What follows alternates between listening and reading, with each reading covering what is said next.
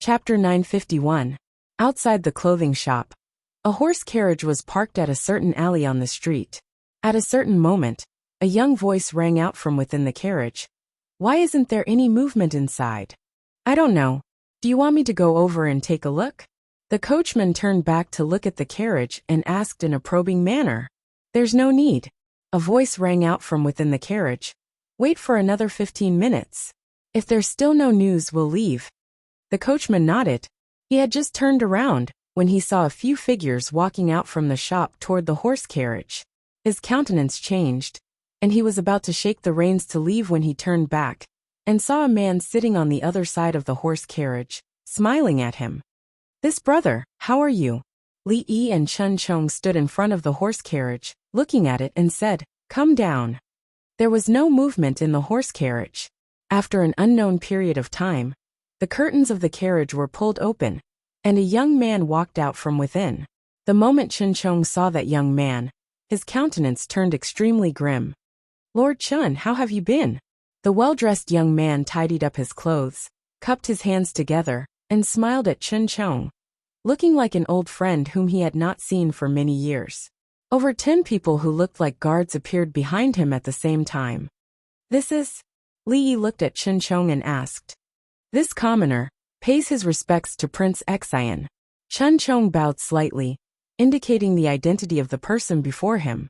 Li Yi was stunned. He looked at Chun Chong and asked, "Have you tolerated it?" Chun Chong lowered his head, remaining silent. This meant that he had tolerated it. After all, the current Chun clan could not possibly go up against Prince Enchanting. Since Prince Enchanting had tolerated it, there was no reason for Chun Chong not to. Third young mistress Chun walked out of the shop hurriedly. She looked at Chun Chong and said anxiously, "Second brother, I'm fine. Don't be rash." Looking at the white-haired lady's pale face and the bandage on her hand, which had traces of blood seeping out, Li Yi sighed, turned back, looked at that young man and asked, "Who are you again?" The young man looked at him with a hint of doubt in his eyes. "You are?" Li Yi cupped his hands. "I am Li Yi." The young man's expression froze, but he quickly smiled and said, "I just sent an invitation to Dr. Li a few days ago. The servants of the Li family said that Dr. Li is seriously ill and can't go out. I don't know what illness Dr. Li is suffering from. It's only been a few days, but it seems that he has recovered." Li Yi looked at him and suddenly slapped his face.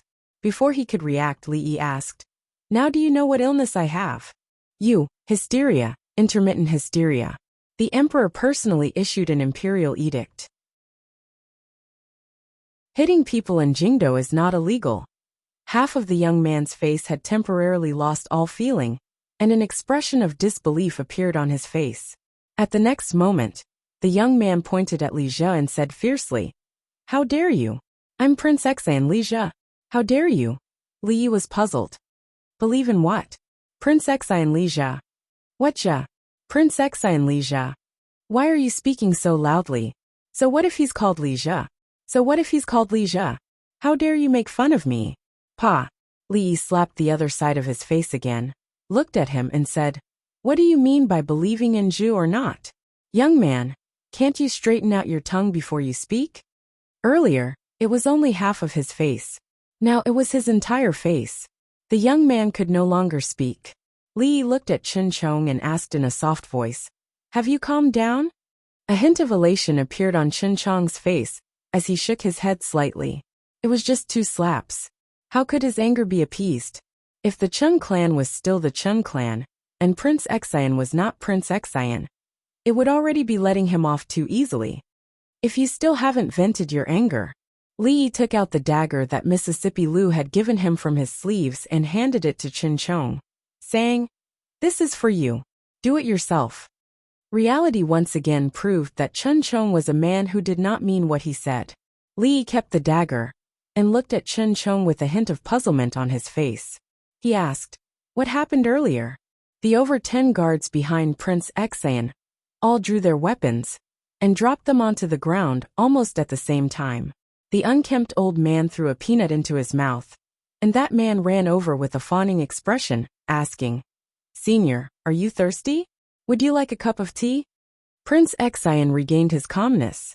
He glared at Li Yi and asked, Li Yi, County Marquis Li, Dr. Li, are you really going to do this? This is... Li Yi looked at Chen Chong and asked, puzzled. Chen Chong immediately introduced.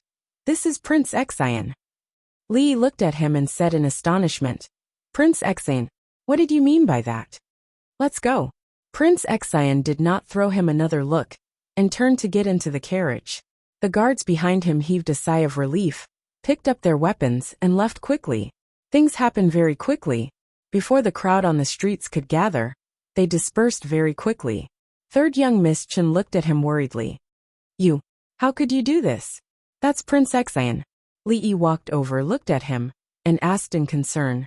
Does your hand still hurt?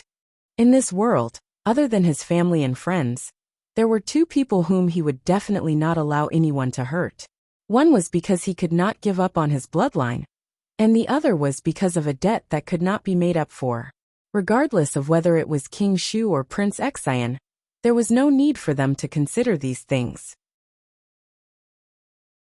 Third young Miss Chen looked at him with a helpless expression. However, her tone turned gentle as she said, Come in first. At the entrance of the shop, Chen Chong took a step forward and asked, It's not Prince Exian? Li Yi nodded. Then it's King Qi. Li Yi shook his head. Chen Chong revealed a surprised expression, but he did not ask any more. It was only after a long while that he said, No matter if it's him or not, he's still a prince. You were a little rash today. He sighed and said, No matter what, thank you for today. There's no need to thank me. Li Yi looked at him and said in disdain, You don't even dare to stand up for your kin when they're being bullied. You coward. A few dark lines appeared on Chen Chong's forehead. Did standing up for Miao Yu mean that he had taken his dagger and stabbed Prince Exian twice? Even if he, the greatest sycophant in the Jing kingdom, were to do something like this, he would not be able to resolve the matter peacefully, right? The people from the Li family were really as detestable as ever. On the streets, in a carriage that was moving slowly, that coachman said, feeling a little indignant, That sycophant dares to be so audacious just because he has His Majesty's favor. He's not showing any respect for His Highness and the royal family. As long as His Highness accuses His Majesty. Shut up. An extremely stifled voice rang out from within the carriage. Prince Exian's expression was one of shame and fury, but there was even more fear. He was furious and ashamed, because he had been humiliated by Li Yi in front of so many people. If this were to spread to other people's ears, how would he, a prince, still have any face left to speak of? What was terrifying was that person was his father's most favored subject, going in and out of the palace all the time. His father's trust in him was greater than that of any other subject. If there was an important matter, how could he possibly not know about it? Although it had not been announced to the public who would be the Eastern Palace, many of the subjects in the imperial court, including Prince Exian, definitely knew. If the crown prince was Li Jia, then why would Li Yi dare to do this to him? He clenched his fists tightly, and his knuckles turned white. He gritted his teeth and said, King Qi, King Qi. Is it King Qi?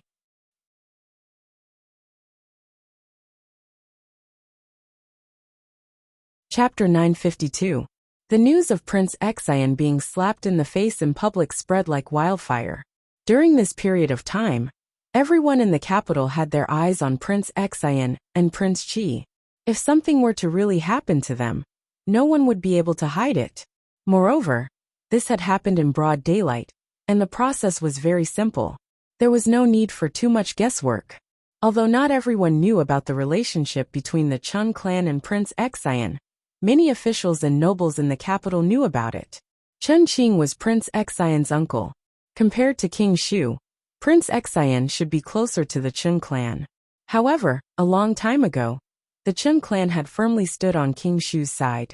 There was no such thing as closeness in the imperial court. Back then, the power that Prince Exian possessed was far too different from King Shu's. The Chun clan's choice would decide the clan's rise and fall for the next several decades. Therefore, they naturally had to choose a good tree to live in. Therefore, the Chun clan ended up in the current situation. Seeing that the Chun clan had fallen to such a state, Prince Exian, who had been given up on by the Chun clan back then, was now a popular candidate to fight for the position of crown prince. It was normal for him to kick the Chung clan when they were down.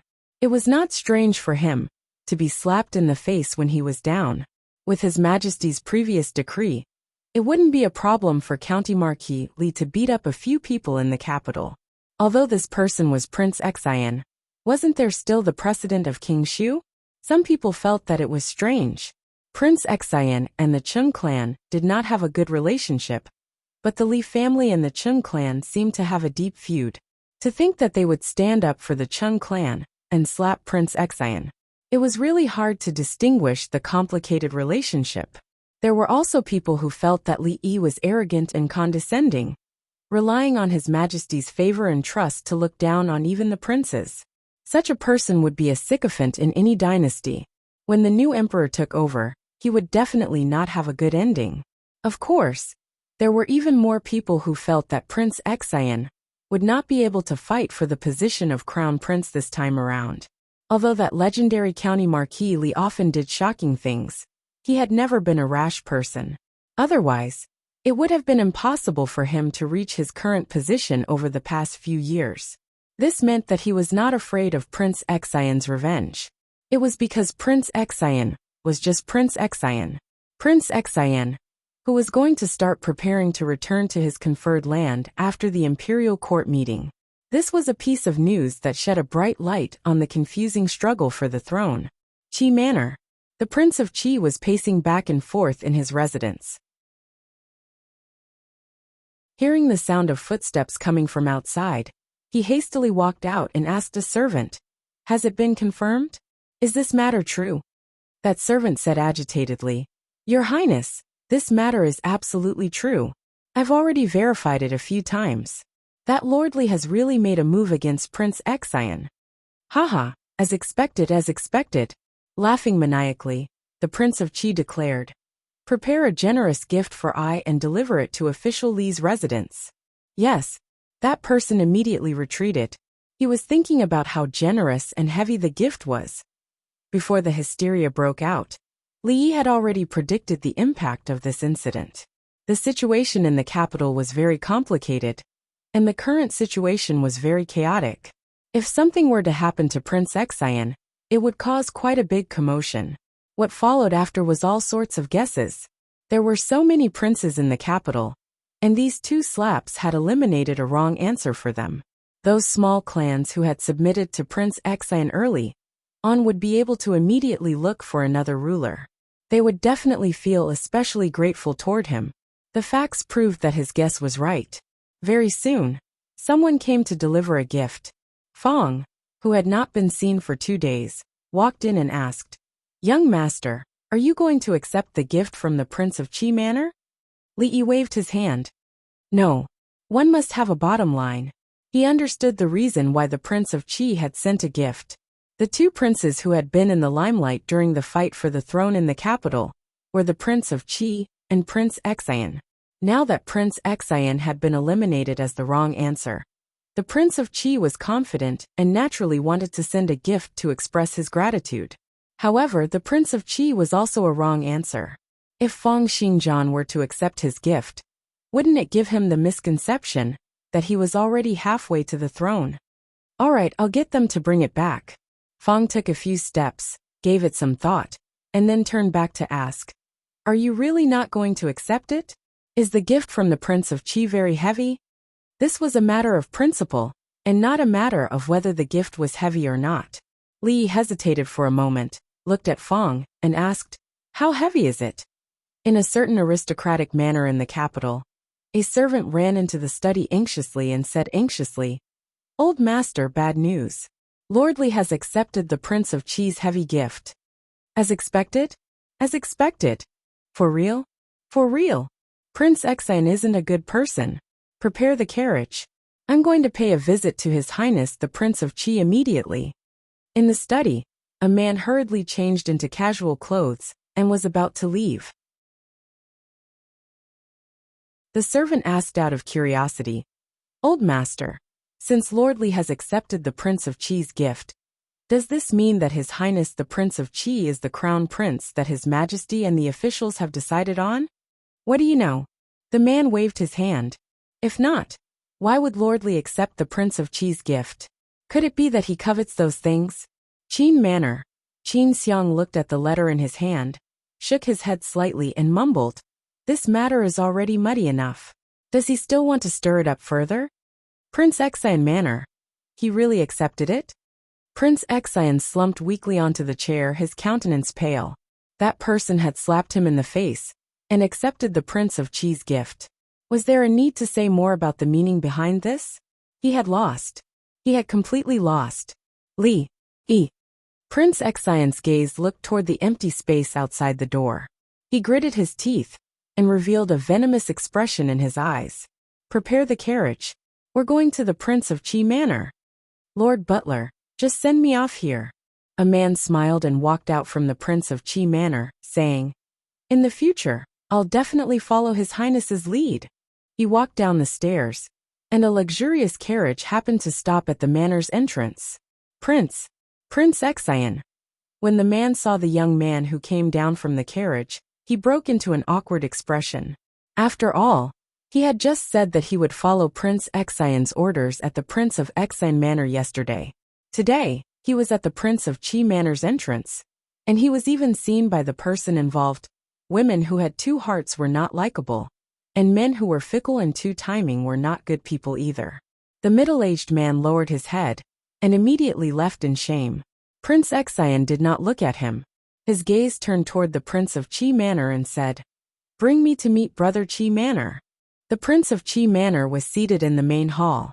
It was only when Prince Exian walked in that he raised his head to take a look.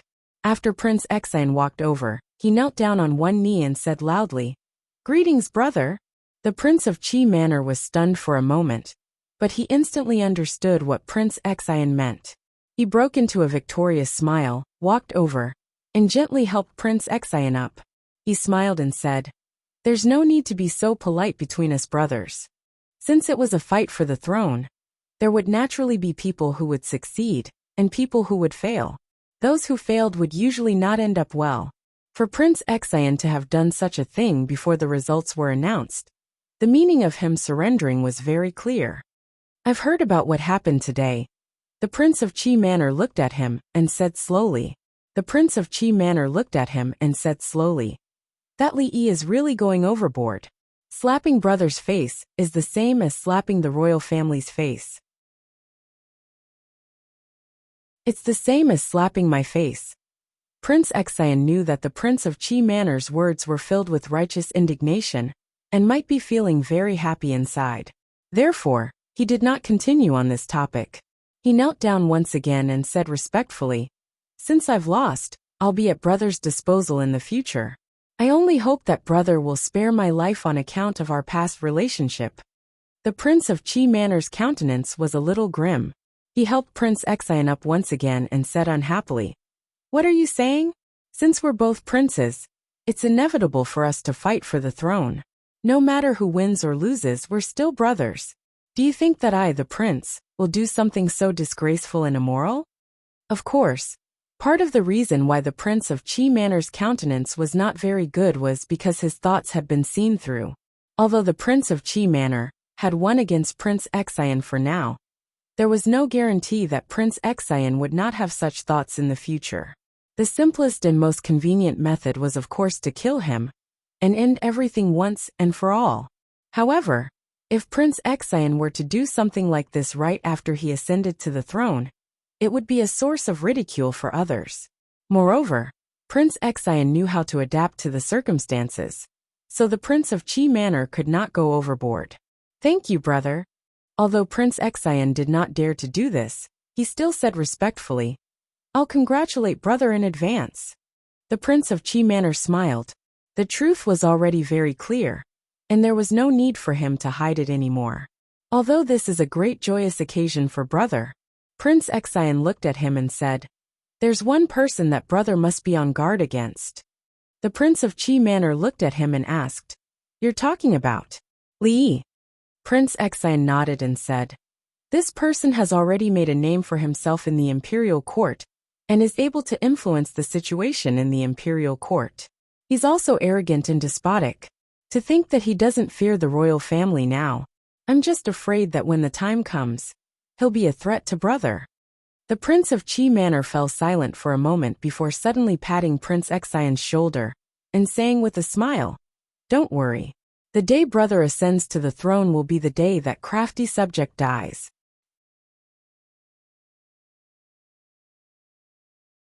Chapter 953. Brother, there's no need to send me off. Brother, take care.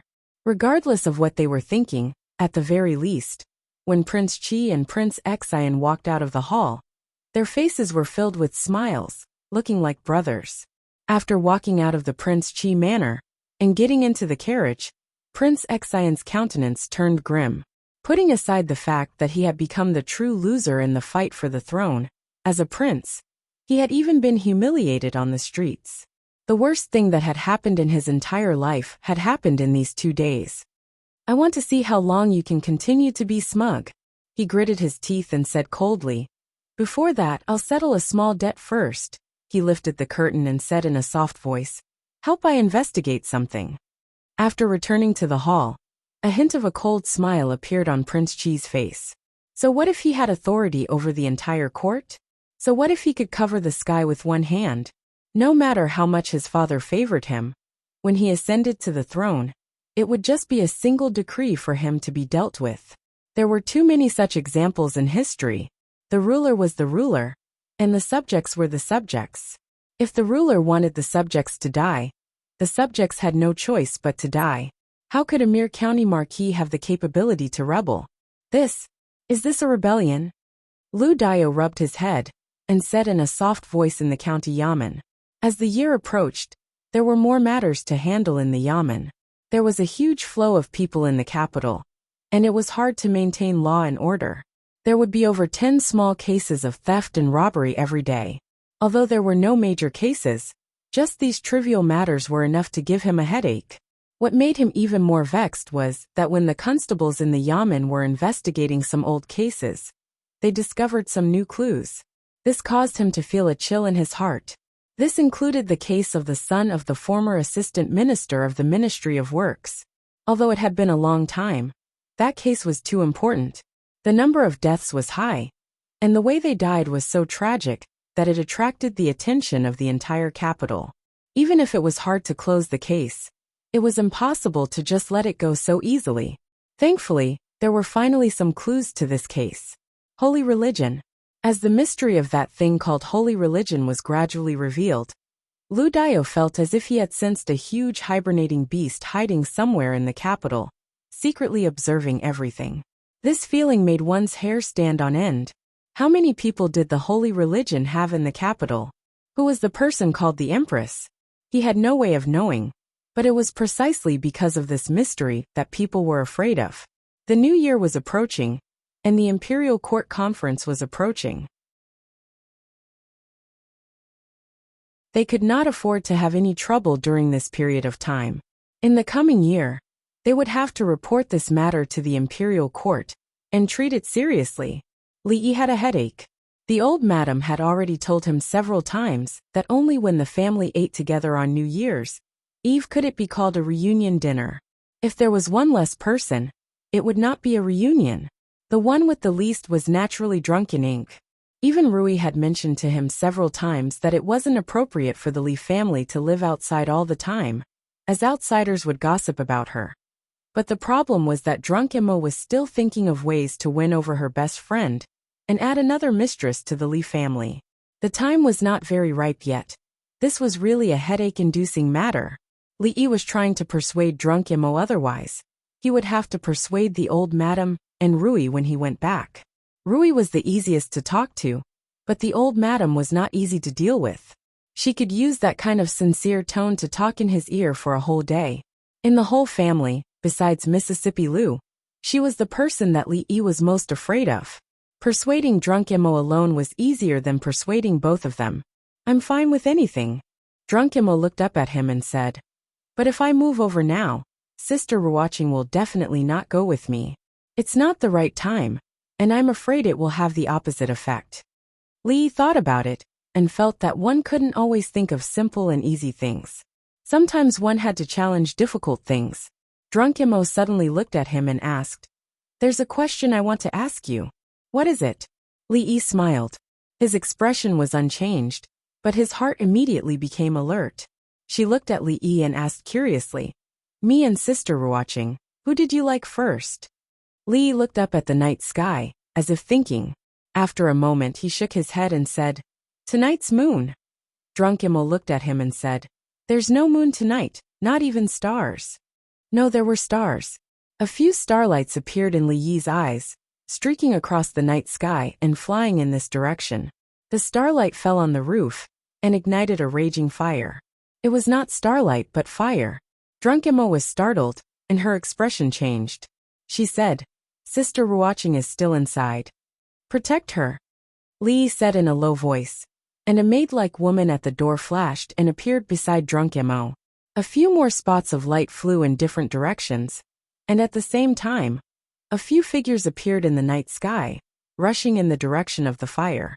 Inside the room, Wan Ruoching, who was reading at the table, had not realized what had happened when she was carried out of the room by Li Yi.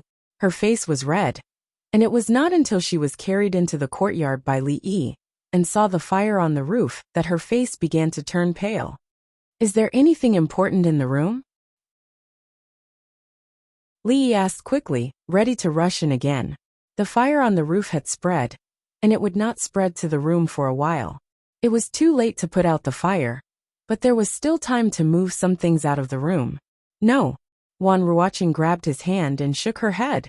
"There's nothing important, don't take risks." Drunk Imo looked at her and seemed to think of something. She immediately said, "You're painting." Wan Ruoching held Li Yi's hand tightly and shook her head. "It's not important." In fact, time came in a hurry, but she was holding his hand, and Li Yi could not rush in with her. These two rooms were not the only ones on fire in the Zeng residence. Several guest rooms, and the rooms where the servants lived were also on fire. There should be kerosene on the arrows. Otherwise the fire could not have spread so quickly. People kept rushing in from outside and fighting the fire with the servants in the residence. Li Yi held the two women's hands and sat in the courtyard, watching the fire gradually engulf the entire room. After a while, a few people came in from outside, shook their heads and said, "3 men of sacrifice. We just caught up with them, and they died of poison." Li Yi used to have many enemies, but now they were all in prison or on the way to exile. It was impossible for them to do something like setting a fire in the middle of the night. There were men of sacrifice and fire arrows. It was not a small matter. It was just that this person was a little too impatient. Fong dashed over in exasperation and scolded furiously.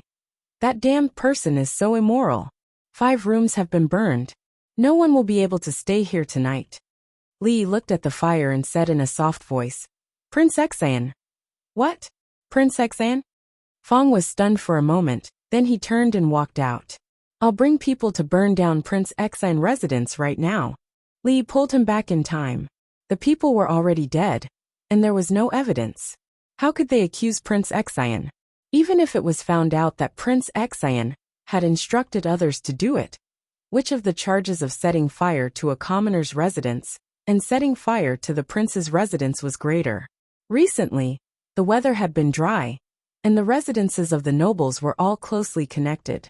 It would be bad if the innocent were to be implicated. It would not be as simple as waiting for him to leave the capital and breaking his legs. However, the Zeng residence held a special meaning to Drunken Imo. Li Yi looked at her worriedly. Before he could say anything, she shook her head and said, "It's fine." "So what if the house is burned?" "It's fine as long as he's fine." Xiao Chui walked over pitifully and asked, "Young miss, where are we going to sleep tonight?" Li looked at the room that was still burning. The Zeng residence was no longer suitable for people to stay in. It was already so late, and the inns and the like were all closed. Where they were going to stay at night was indeed His expression suddenly froze, and his gaze once again looked toward the few rooms that were lit up by the fire. This fire didn't seem to be that bad after all. Drunken Imo gave it some thought and said, "Let's go back to Willow Alley first. We'll be able to stay there after we get some bedding and tidy up." "Willow Alley?" Li shook his head and said, Fang's relatives came to the capital a few days ago. It's not convenient for them to stay in an inn, so we let them stay there. Huh. Fang looked puzzled. Drunken Mo looked over suspiciously. Really? Fang looked at her, then at Li Yi and nodded. Yes, poor relatives from the countryside. They're not used to staying in inns. Sorry for the trouble they've caused, Miss Zheng. With that, he turned and walked outside. Li Yi looked at him and asked, "Where are you going?" Fang did not look back. He waved his hand and said, "I'm going to Willow Alley to remind those poor relatives that the weather is dry, and to be careful of open fires." Li Yi turned his head and looked at Drunken Mo and Ruoqing. "Since we have nowhere to go now, why don't we?"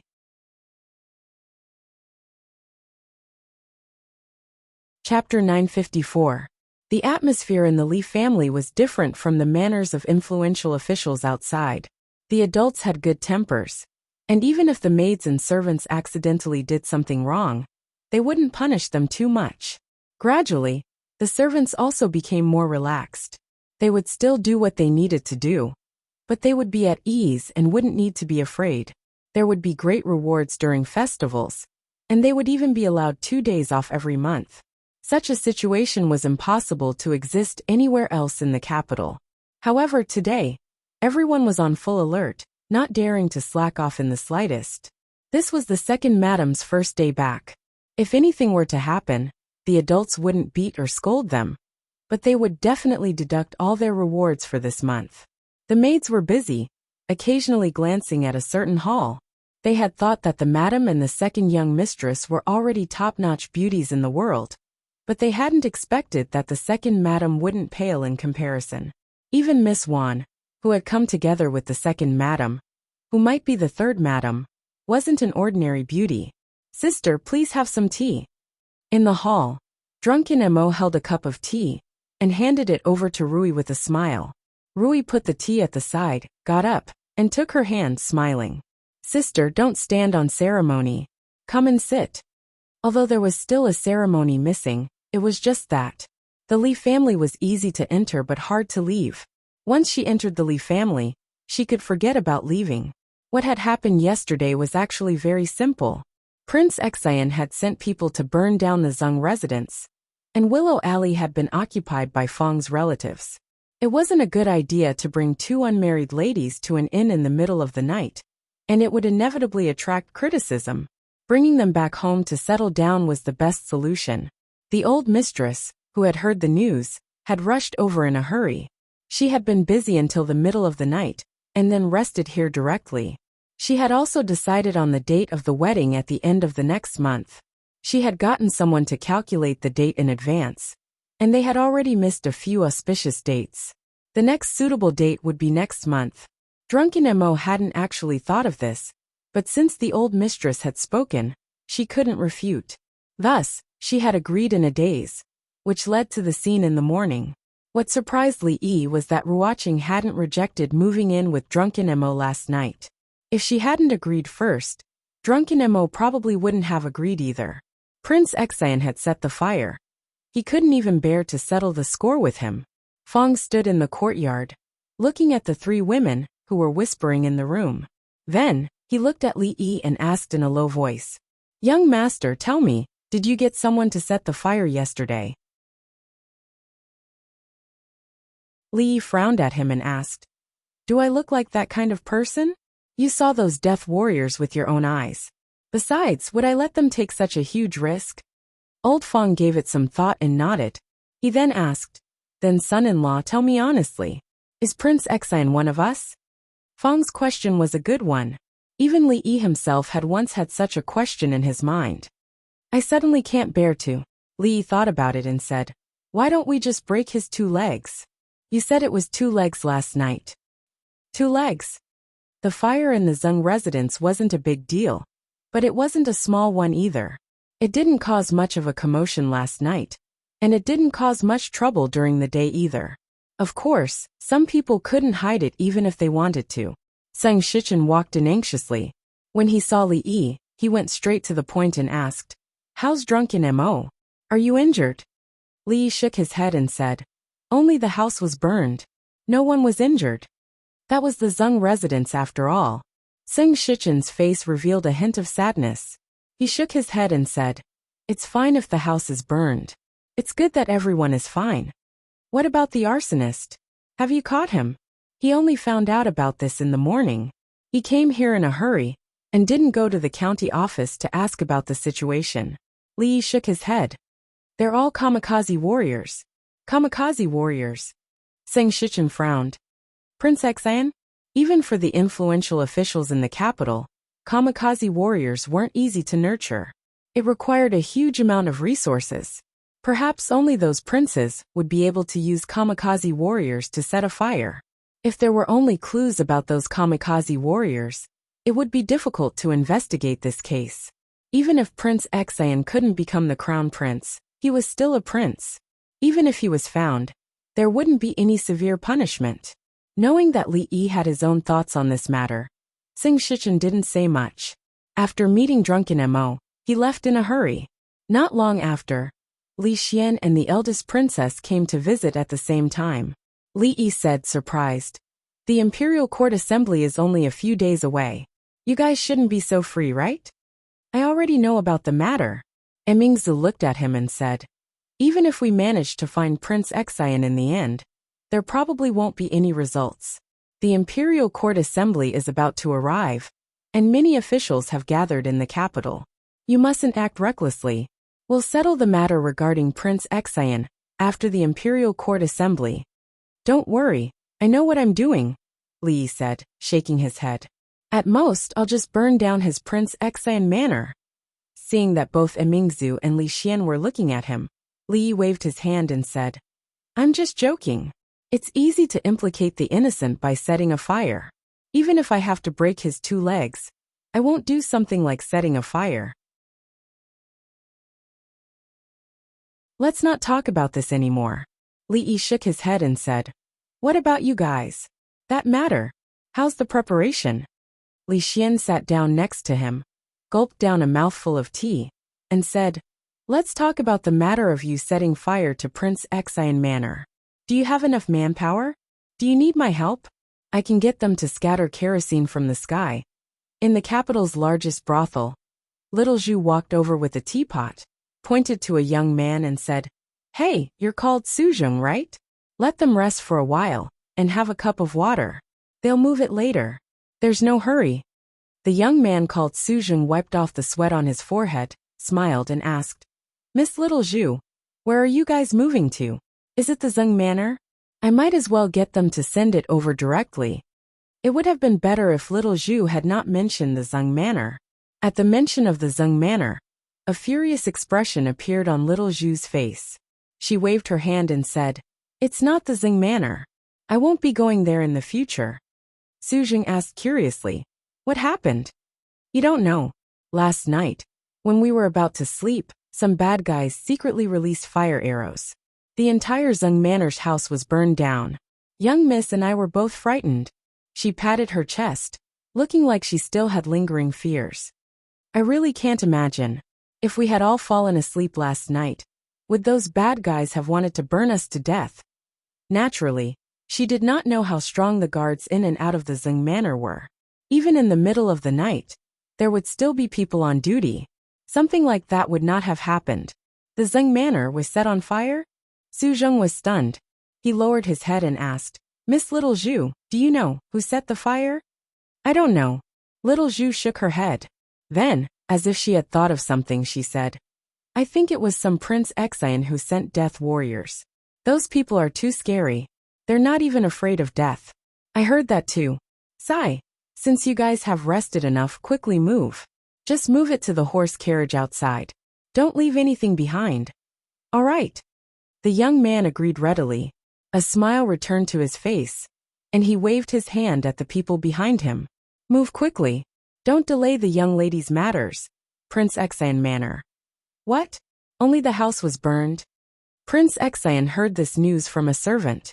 He waved his hand and scolded, "A bunch of useless people. They can't even handle such a small matter. What's the point of living? Your Highness, the guards in the Zeng Manor are too powerful. Not a single one of our death warriors has returned. I'm afraid." Prince Xan waved his hand. "Forget it. Let him be smug for a few more days. In Prince Enchanting manner, a person who looked like a steward pointed to a few servants who were moving things and asked, "What are you guys moving?" One of the servants smiled and said, "Steward Zhao, this is the strong alcohol that we bought outside today." All right, I got it." Steward Zhao waved his hand and instructed, "Go and get busy. Remember to be careful."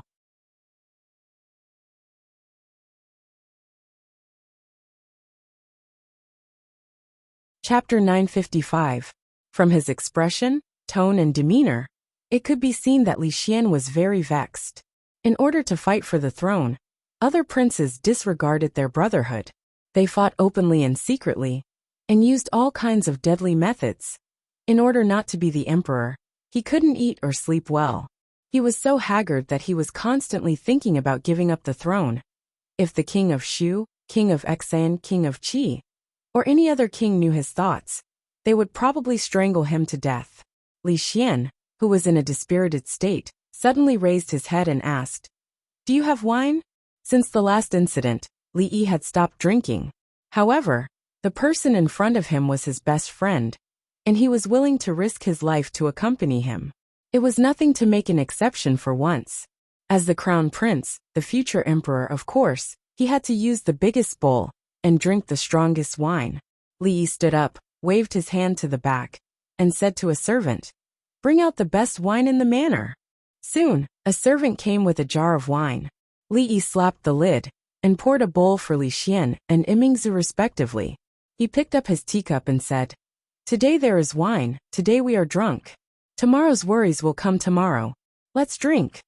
Li Xian's alcohol tolerance was not much better than his, but after drinking a large bowl of wine, his whole face was a little red, and his eyes were blurred. This bit of wine was naturally nothing to Immerse. She drank it more easily than he drank tea. Mississippi Lu walked out of the room, and Rui, Zumo, and Ruoqing also followed. Li Xian looked up and saw Zumo and Ruoqing. He said in surprise, when did you come in?" "Just yesterday." Li looked at him and said, "The wedding is at the end of next month. You can't come at that time, but you can't miss the congratulatory gifts." At that time, Li Xian would already be the heir to the Eastern Palace. His status would rise and so would the gift. "It's your wedding day, how could I not come?" Li Xian glared at him, then turned his head and asked, "How many?" The expression on Li Yi's face froze. He suddenly felt some regret. He should have made do with the grape wine just now. She poured him another bowl of wine and gritted her teeth. "One. Do you really need to go through so much trouble?" Li Xian stood up with a red face. He shook his head and said, "Wouldn't it be better to settle everything at once?" He pointed to the yard and said, "Miss Zuamo, Miss Ruoqing." Then he turned around and pointed. "Your second miss. There's also Immerse. Tell me, can't you be more straightforward and act like a man?"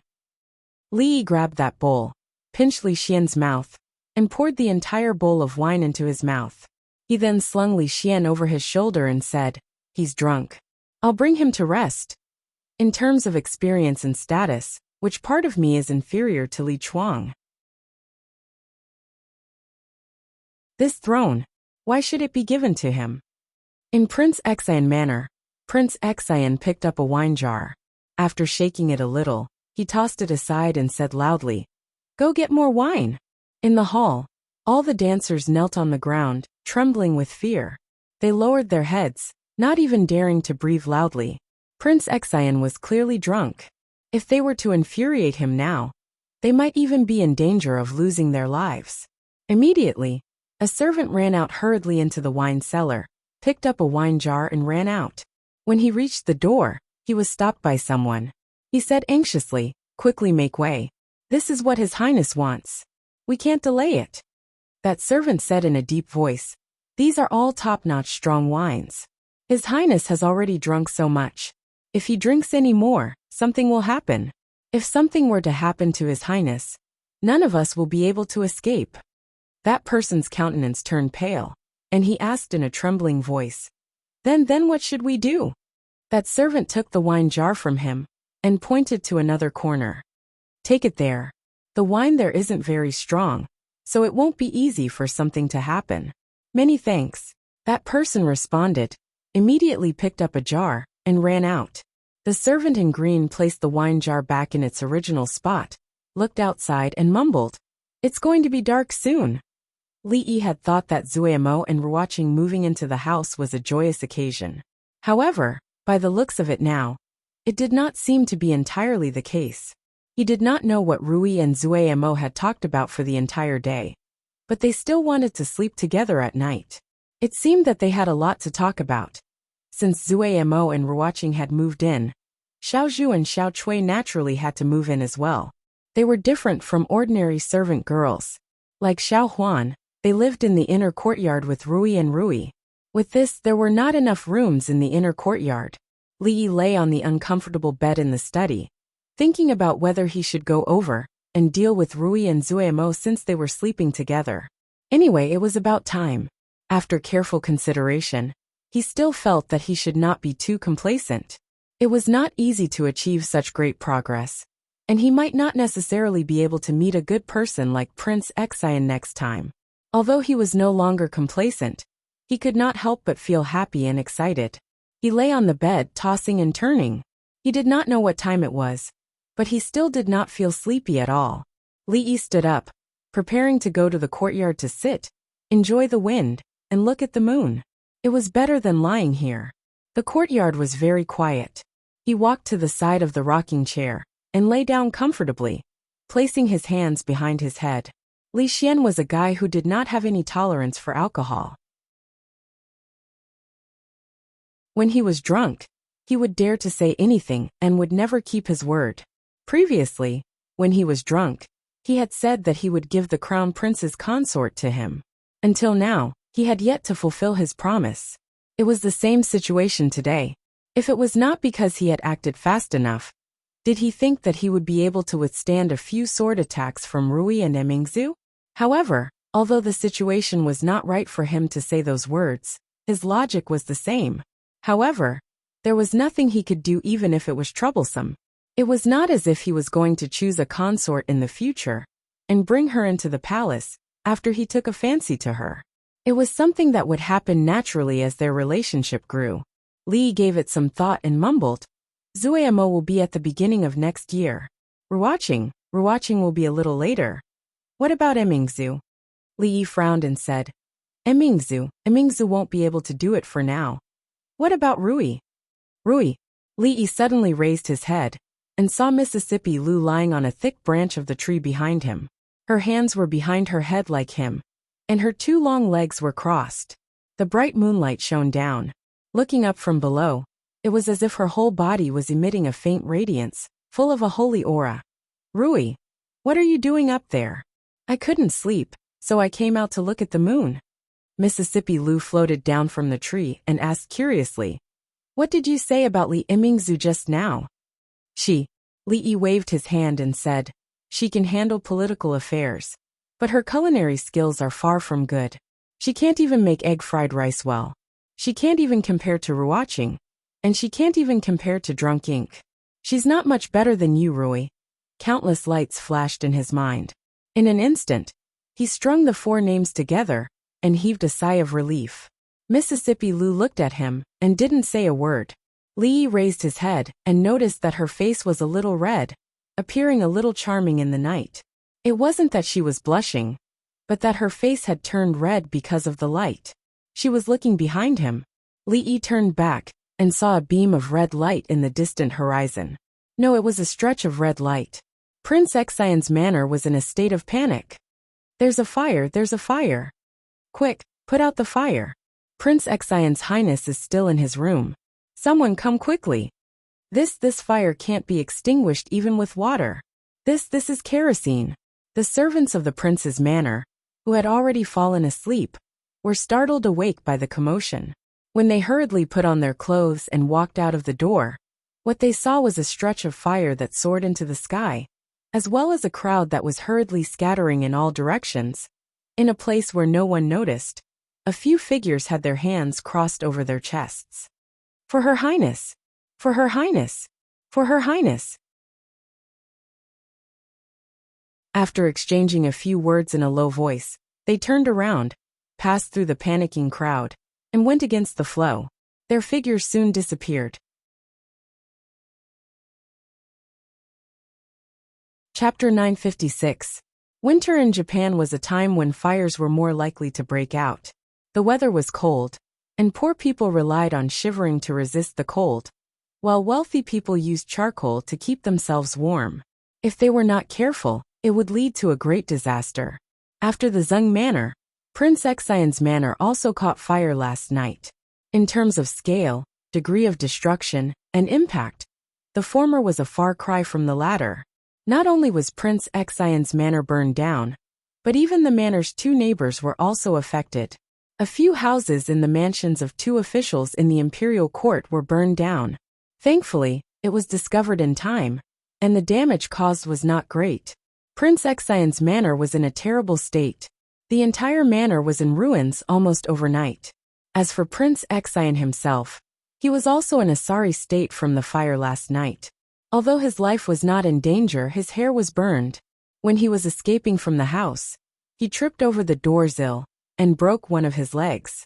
He was still lying in the Imperial Physician's Bureau. It was said that the fire in Prince Exian's manor was so great that half the sky in the capital was dyed red. It was also said that when Prince Exian escaped from the house yesterday, he was not even wearing any clothes. It was also said that there was another man who also escaped from the house with Prince Exian, who was also not wearing any clothes. Fong walked over with an aggrieved expression and grumbled, "Young master, why didn't you tell me about such a major matter?" Li Yi was holding a copy of Capital Entertainment. The headline on the front page was about Prince Exian's manor being burned down, and Prince Exian, seemingly coming out of the closet. He raised his eyes to look at Fong and asked, "What's the matter? Burning down Prince Exian's manor?" Fong sat down opposite him and said, "Young master, you lied to me, saying that you would only take action after he left the capital. I didn't expect that you couldn't even wait a day. Were you really the one who burned down Prince Exian's manor?" Seng Shichen hurried in from outside and looked at Li Yi. You're too rash. No matter what, Prince Exian is still a prince. It's one thing if you wait for him to leave the capital and take action secretly, but you'll make things impossible to resolve. It wasn't me. Li Yi shook his head. He wondered which hero had done a great deed. Although it felt great, it was really baffling that he was the scapegoat. He gave it some thought and said, "Perhaps the people from Prince Exian's manor were careless in keeping themselves warm? Could it be that the people from Prince Exian manor use kerosene for warmth?" Seng Shichen's countenance turned a little grim. The surroundings of Prince Exian's room have been doused with a large amount of kerosene. This is clearly an act of arson. If it wasn't because we discovered it in time, Prince Exian would probably have died in the sea of fire last night. If you think about it, you'll know that I'm not the one who did this. Li Yi shook his head and said, "Prince Exian set fire to the Zung Manor. The imperial court can't deal with him, so I'll deal with him myself." However, setting fire to the Prince Exian manor after only one day, this is too obvious. It's like what you said. I was planning on breaking both of his legs after he left the capital. Now that one of his legs has been broken, I can only break the other two. Are you really going to do it? Seng Shichen looked at him in shock, then shook his head and said solemnly, "But the people will not think so.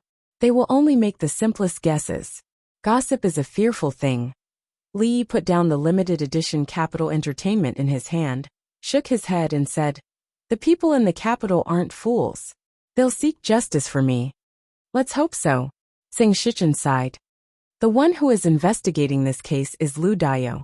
He's a meticulous person and should be able to discover some clues."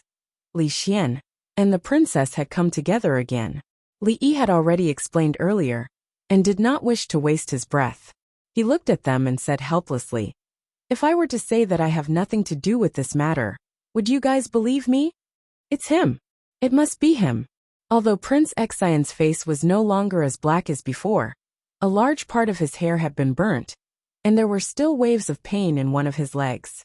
His countenance was savage as he said loudly, "How audacious! He's really audacious. This is the capital. and he set fire to the prince's manor. He's trying to rebel. An official in front of the bed said in a soft voice. Your Highness Prince Exian, the county office has already sent people to investigate the cause of the fire last night. Please calm down and recuperate in peace. What's there to investigate? What's there to investigate? Prince Exian's countenance was infuriated, and he wanted to get up from the bed. However, he accidentally affected his injuries and lay back down. He said loudly, What's there to investigate? He's taking revenge. He's taking revenge on I for burning down the Zung Manor. Therefore he came to burn down I's manor. So, the arson at the Zung Manor last night was instigated by His Highness Prince Exian. Lu Dio stood below, holding a small book in his hand. He wrote a few lines of words and said, I'll report what His Highness Prince Exian has said without missing a single word. What Zung Manor? If I want to burn it, I'll burn it down. Prince Exian waved his hand and said in disdain, But he's burning down the prince's manor. This is treason, and he deserves to have his entire clan executed. After the prince's manor was burned down last night, 4 servants disappeared from Prince Exian's manor. Lu Dio looked at him and said, According to the butler of the prince's manor, these 4 people bought a batch of strong alcohol from outside yesterday. Judging from the situation at the scene, they didn't buy strong alcohol but kerosene. It's the kerosene that burned down the entire Prince Exian manor last night. Prince Exian's countenance changed, and he immediately said, What servants of the prince's manor? He must have gotten someone to impersonate them. He wants to get I killed. According to the butler and the other servants of the prince's manor, the 4 of them were brought here by your highness from your feudal land. Before this, they had already been with your highness for 2 years, and have never been to the capital. Therefore, it's impossible for them to be impersonators. Prince Exian was stunned for a moment and then said furiously, Nonsense! How could the servants of my prince's manor possibly commit arson? We'll have to ask His Highness Prince Exian about this. Lu Dio looked at him and asked, Your Highness Prince Exian, why don't you think about it carefully? Before you came to the capital, did you offend anyone? For example, some concubine. What concubine? Prince Exian slapped the side of the bed fiercely and said furiously, The only person I offended is him. It must be him. Lu Dio looked at him and said in a soft voice, Your Highness, please rest well. I'll take my leave. When he walked to the door, he bowed toward a figure who had just entered. Greetings, Your Highness Prince Qi. Brother Qi King. When Prince Exian saw Prince Qi walk in, his eyes lit up and he said, Brother Qi King, you've seen how arrogant and despotic he is. If this person isn't eliminated, the imperial court won't be able to have peace. Prince Qi looked around, and the people in the room who had no business in it immediately left. He walked up to Prince Exian and said in a soft voice, You just sent people to burn down his house the day before yesterday. And he sent people to burn down your prince's manor yesterday. Do you take him to be a fool, or do you take everyone in the world to be fools? Brother Qi King. Prince Exian looked at him in disbelief. You, even you. Do you know what the people outside are saying? Prince Qi bent down and said, I heard that the ones who set fire to the prince's manor last night were a few servants from your manor. This trick of yours is too stupid. Prince Exian was speechless. After walking out of the Imperial Physician Bureau, Lu Dio loosened his fists. His palms were covered in sweat. Prince Exian was not scary, and neither was Prince Qi. What was scary was that holy religion, that lady. Before Prince Exian had even arrived in the capital, there were already spies from the holy religion in his manor. Who would dare to say that there were no such people in the other princes, officials and nobles in the imperial court, or even in his own manor? The power of this holy religion had once again surpassed his expectations. For the lady, Lu Dio's countenance was complicated as he mumbled and left quickly. Chapter 957. Holy Religion, Her Highness. Li Yi retracted his gaze from County Magistrate Lu, appearing to be deep in thought. Lu Dio nodded and said, That's right. The servants in Prince Exian's manor have indeed heard those 4 people saying the words for Her Highness. All the evidence shows that the arson case in Prince Xian's manor last night was done by them. Li Yi's gaze flickered. Could it be that the Taoist nun had come to the capital? Thinking about it carefully, he felt that it was not quite possible. The foundation of the holy religion was in the Qi kingdom. Right now, the Qi kingdom was in a state of chaos, with the first prince and the third prince vying for the throne. The Taoist nun shouldn't let go of such an opportunity, let alone come all the way to the Jing kingdom. Moreover, it was true that Fang Xingjian had not received any news regarding this. However, when had Prince Xian offended the Taoist nun? Fang Xingjian had no way of knowing this either. Li Yi knew that there were people from the holy religion in the capital. However, within this organization, it had always been a one-way communication. The members at the bottom of the hierarchy would not be able to come into contact with the core secrets. And it would also be very difficult for outsiders to infiltrate the organization. Even the intelligence department, which had strict control over the organization, knew very little about them.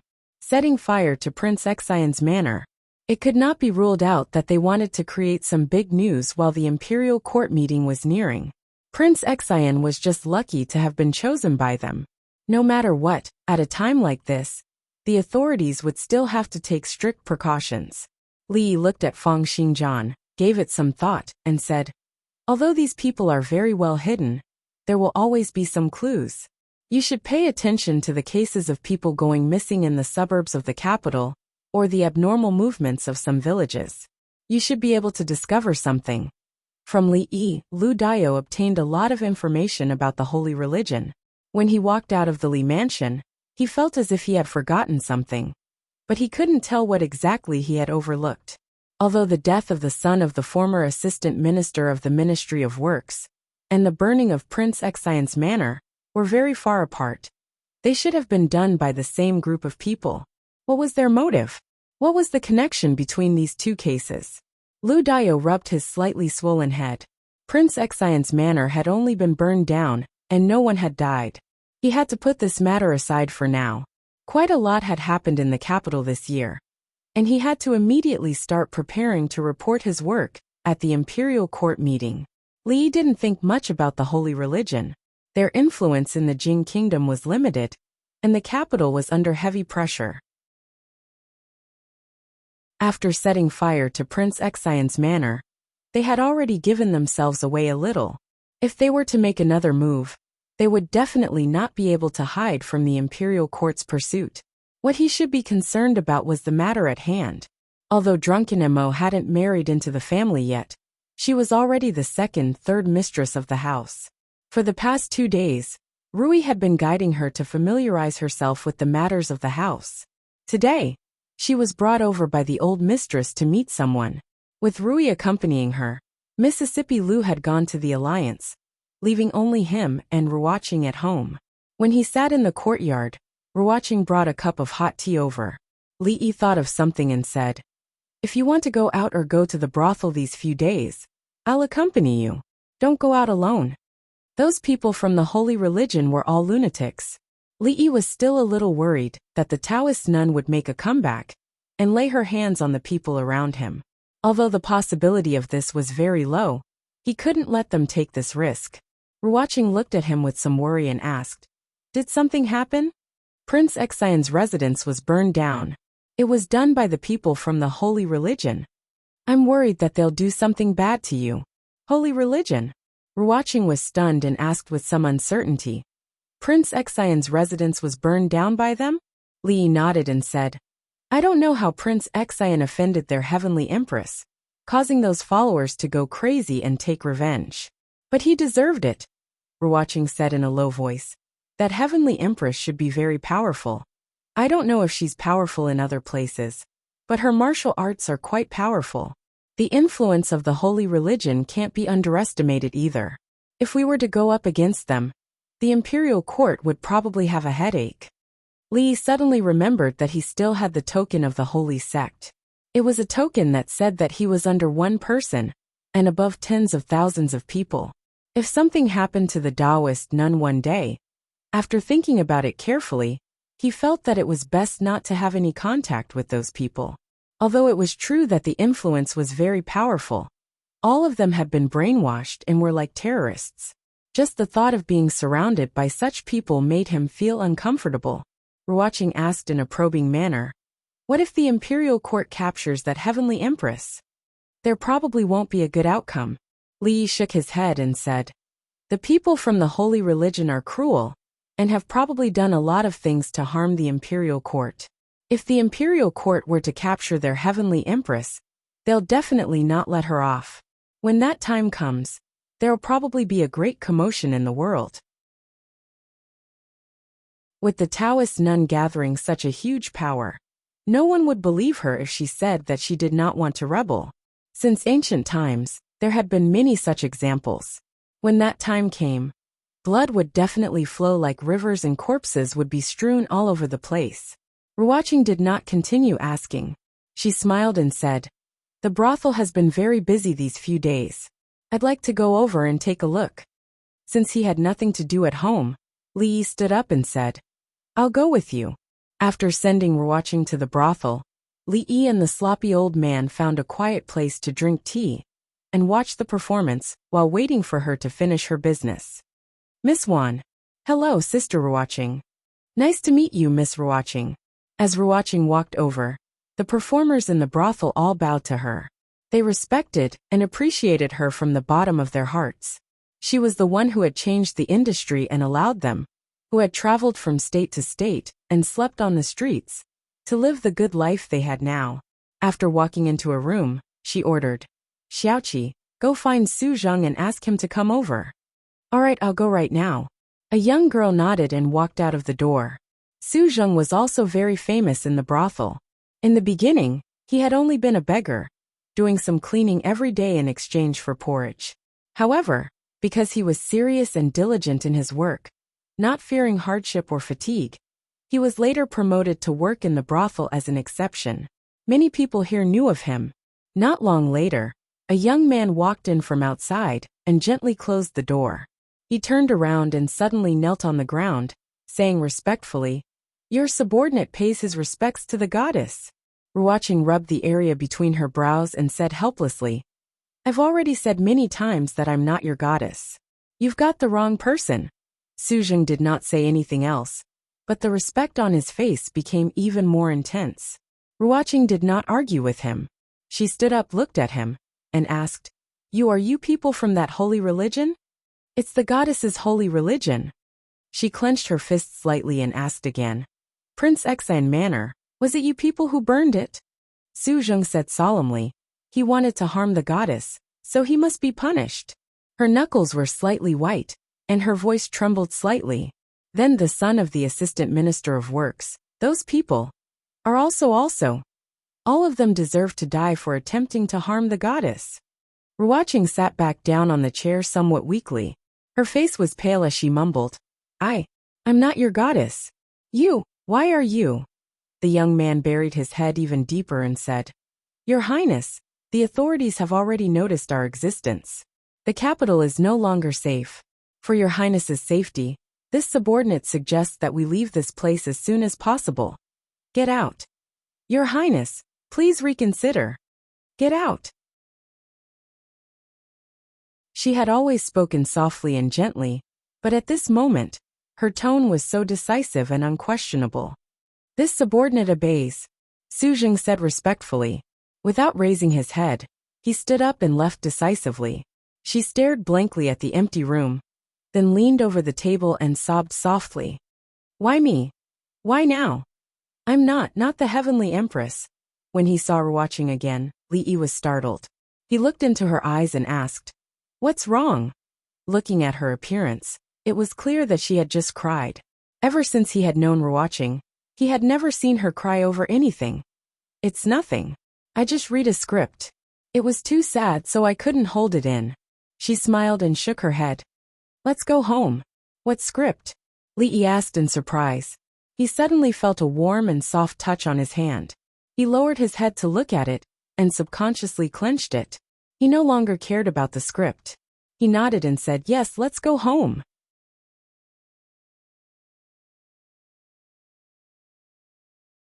Chapter 958. The case of the burning of Prince Exine's manor had exposed certain matters, causing the two yamens in the capital and the city patrol office, which were in charge of security in the capital, to be extremely careful. Fortunately, in the next few days, everything was as calm as before, and no similar malicious incidents occurred. The New Year's Eve dinner of the Lee family this year was undoubtedly much livelier than last year's. There was less Lin Wanru, but more Zue Mo and Ruaching. Lin Wanru would often send letters, mostly about business matters. The Lin family's business was doing very well in the Qi Kingdom. Not only did it involve the jewelry industry, but it was also flourishing everywhere. Of course, the Lin family's business was the Lee family's business. The two families were mutually beneficial, and it was a symbiotic relationship. When the two girls had just moved in, they were still a little unfamiliar with this place, but a few days were enough for them to familiarize themselves with everything. Even Xiao Chui and Xiao Zhu had gotten along well with the servant girls of the Lee family. Xiao Huan also had two more playmates. Usually, the servant girls of the Lee family treated her as half a mistress, and they didn't dare to speak or do things too presumptuously. Gradually, she didn't play with them anymore. Friendship between women always came especially easily. Xiao Chui had a strange personality, and it was very easy for people to accept her. In just half a day, the wariness and resistance between the three of them disappeared without a trace. The first day of Jing He's 5th year was the long-awaited court conference. Li woke up very early. This was one of the rare times that he didn't resist going to court, because many major events were going to happen today. Some of them would be earth-shaking to the officials, to the people, and to the Jing Kingdom. The sky was still dark. Other than some servants who needed to wake up early, most of the people in the manor hadn't woken up yet. Rui helped him iron his court clothes. Ruaching came in with a bowl of porridge and said softly, "Have a bowl of porridge before you go. The court conference will go on for several hours. By the time you get back, it will probably be afternoon. You'll be hungry." Rui walked over and said helplessly, "Miss Ruaching is a guest. I'm sorry to trouble you to cook personally." Ruaching smiled and didn't care at all. She said, "It doesn't matter. I'm used to getting up early. I used to make breakfast for Zue Mo and the others first. There's more in the kitchen. When they wake up later, I'll ask someone to bring it over." Li gulped down the bowl of porridge, leaving not a single grain of rice. Ruaching habitually took out a handkerchief, wanting to help him wipe the rice off the corner of his mouth. She had just raised her wrist when she slowly retracted it. She picked up the bowl, smiled, turned around and walked out. Rui walked over and helped him wipe the corners of his mouth. She said casually, "Miss Ruaching is smart and virtuous. She is also a very good woman. In some ways, Ruaching is very similar to my wife. The most similar thing is that she is virtuous." After nodding, Li looked at the sky and said, "It's getting late." He reached out and pulled Rui into his arms. His lips gently pressed on her forehead. When he turned around, he waved his hand. "It's still early. Go to sleep for a while, my wife. I'm leaving." There was no snow in the winter of Jinghe 4th year, but it was undoubtedly colder than the previous winters. When the sky was slightly bright, the officials had already rushed to the palace gate one after another, ready to participate in this year's grand court meeting.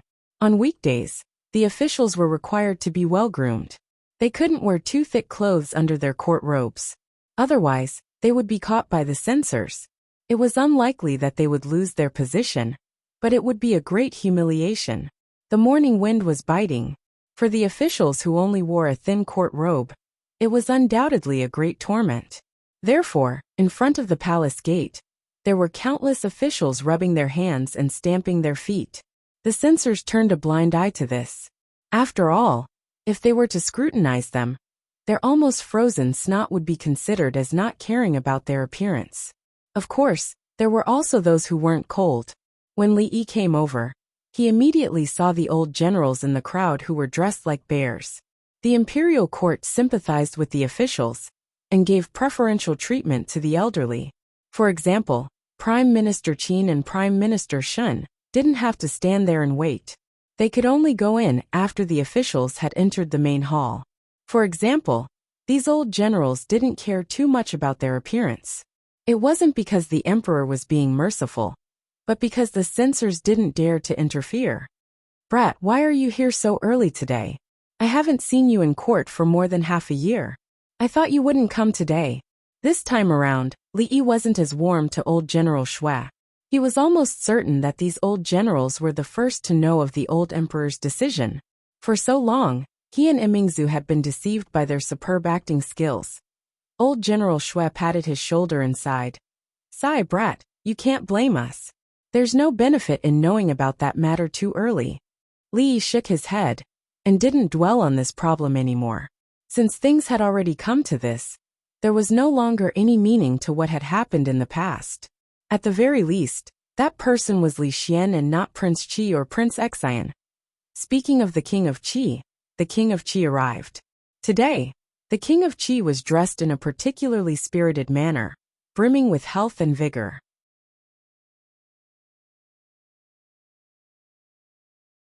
The officials who had been waiting quietly had suddenly started chatting. He had no way of interrupting them.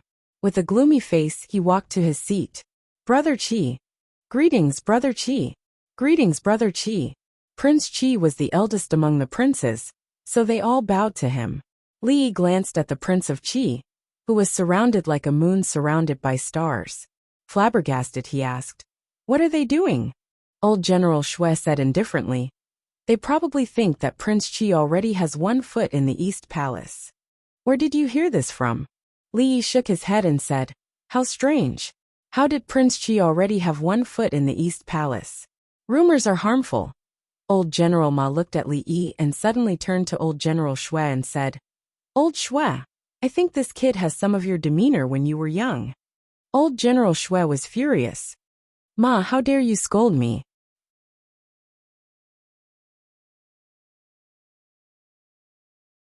Chapter 959. Li Yi felt that he had to improve his judgment of people in the future. He should not make friends with people who were not decent, especially those who were old and frivolous. To discuss who was tougher in front of so many officials, it was clear that he had no sense of shame at all. He was so frivolous that he had no bottom line. It was important not to get too close to such people. Looking at old General Shui's humiliated expression, Li Yi sighed and said, "I feel that cooperating with the Wang clan in the military provisions business seems to be more suitable. The Wang clan is a big family with a lot of money and foolish people. How about this? I'll give you the dividends that the two generals deserve this month.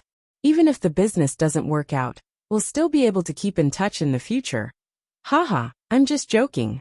The military provisions business was a source of income for the clan. Old General Shui's countenance changed, and he put his arm around Fang Xingjian's shoulder, saying with a smile, "Among the younger generation in the capital, no, there's also the older generation. Among them, I admire you the most. We can discuss this. Old fogey Shui, you were scolding me in a roundabout way just now, and now you're sticking to me. Don't you know shame?" Old General Ma threw a disdainful glance at Old General Shui, walked over, patted Li Yi's shoulder and said, "Li lad, you shouldn't cooperate with an ungrateful person like old fogey Shui for this kind of business. Kick the Shui clan out, and our Ma clan is willing to pay another 10,000 taels.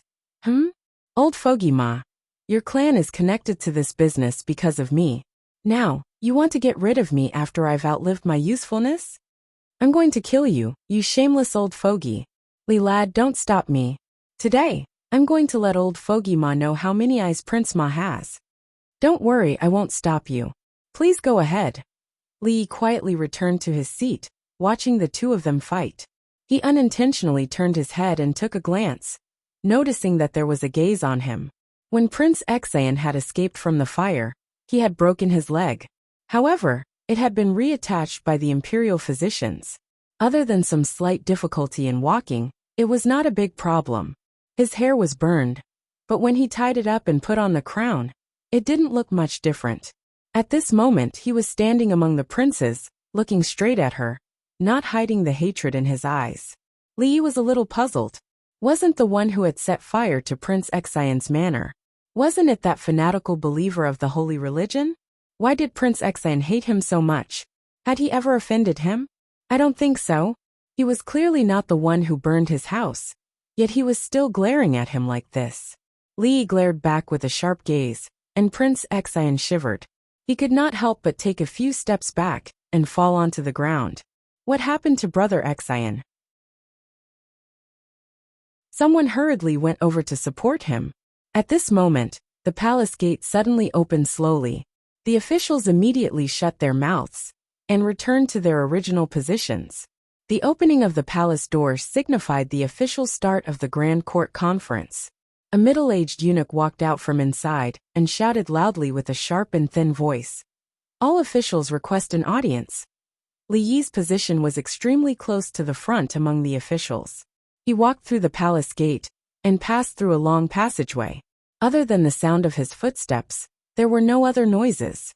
When he walked into the hall and turned his head to look, the crowd was still so dense that he could not see the end of it. The Grand Court Conference was the one with the highest number of officials participating. Other than the officials and nobles in the capital, the local officials from various places would also be present. This was the only chance for most of them to be present in a year. Rewards, punishments, promotions, demotions, and demotions would all be in this conference. As usual, the old emperor arrived late. Li noticed that the emperor's originally straight back was now completely bent. Rather than saying that he was sitting on the throne, it would be better to say that he was leaning against it. With his current physical condition, it was no longer suitable for him to participate in such an extremely tiring event. However, for an emperor, if he could not even participate in the annual Grand Court Conference, then there would be no meaning for him to be an emperor. Every year, the process of the Grand Court Conference was the same. This year, Emperor Jing did not speak much. Naturally, there were eunuchs who followed the procedure step by step. Other than a few ceremonial contents at the beginning, the one that lasted the longest and had the most people participating was the reports of the local officials and the various departments of the court. The local officials needed to report on the tax revenue, population, economy, education, and other conditions under their jurisdiction. This was related to their promotions and examinations in the coming year. This year, the 6 ministries had vigorously implemented reforms. Naturally, they had to report on the results of this year's reforms. Li patiently listened for nearly 4 hours. The changes that the Jing Kingdom had achieved over the past few years could be described as earth-shattering. Regardless of whether it was politics, economy, or military, they had all made significant progress. Of course, almost all of these matters had been decided upon after detailed discussions between him and Mingzu. Achieving such results was within his expectations. He casually glanced ahead and saw Li Xian in the crowd. Compared with the high-spirited Prince of Qi, Li Xian seemed a little listless. At some point, he raised his head and looked at Li Yi. His eyes were slightly empty. Li looked away and no longer looked at him. For Li Xian, this was indeed a cruel thing. However, his identity and status had doomed him to bear this burden. In the world of adults, there was no such thing as easy. Either you change the world, or you change yourself. After many officials finished their reports, as usual, they had to announce some major events. This was also what everyone was most looking forward to. All signs indicated that the position of the Eastern Palace would be settled in this Grand Court Conference. After the last official retreated, the eunuch looked back. After receiving a signal, he slowly turned his head and said loudly, "Bring the sinners of the Cui family here." In the main hall, the hundreds of officials stepped aside to make a path. They watched as the palace guards escorted a few people up and made them kneel in the hall. They were incomparably familiar with these people, because just a few months ago, these people were just like them, sitting in the same court. Perhaps they had even argued about certain matters, but now these important figures of the Cui family, who were once extremely powerful, were kneeling in front of them just like that. The eunuch cleared his throat and read, "The Cui family plotted to murder the prince. Their evil intentions are punishable. They brought disaster to the court and caused chaos among the people. Their crimes are too numerous to be listed. If we don't kill such evil people, we won't be able to appease the anger of the people. If we don't kill them, we won't be able to comfort the people. Cui Qingze, Cui Qingming, Cui Qingduo, and 13 others have committed the most heinous crimes. They will be beheaded as a warning to others. Cui Xian will be deprived of the title of imperial concubine. She will live in Yeding forever, and will not be allowed to leave the palace. Cui Ming, Cui Xian, and 26 others will be exiled 1,500 miles. Cui Zheng, Cui Jian. The case of the Cui family, which was tantamount to treason, had already caused a sensation in the capital several months ago. Although it had been quiet these days, everyone could predict the final outcome of the Cui family. But no one had expected that His Majesty would announce the results of the case at the Grand Court Conference. Several important figures of the Cui family could not escape death. Most of the others were also exiled, and would not be able to return to the capital in this life. Imperial concubine Cui was in the cold palace, and would not be able to come out for the rest of her life. Although there was no mention of how to deal with the king of Shu, his actions were already equivalent to defection. Once he appeared, he would definitely be surrounded and suppressed by the court. It was really a pity that the once powerful Cui family had ended up like this.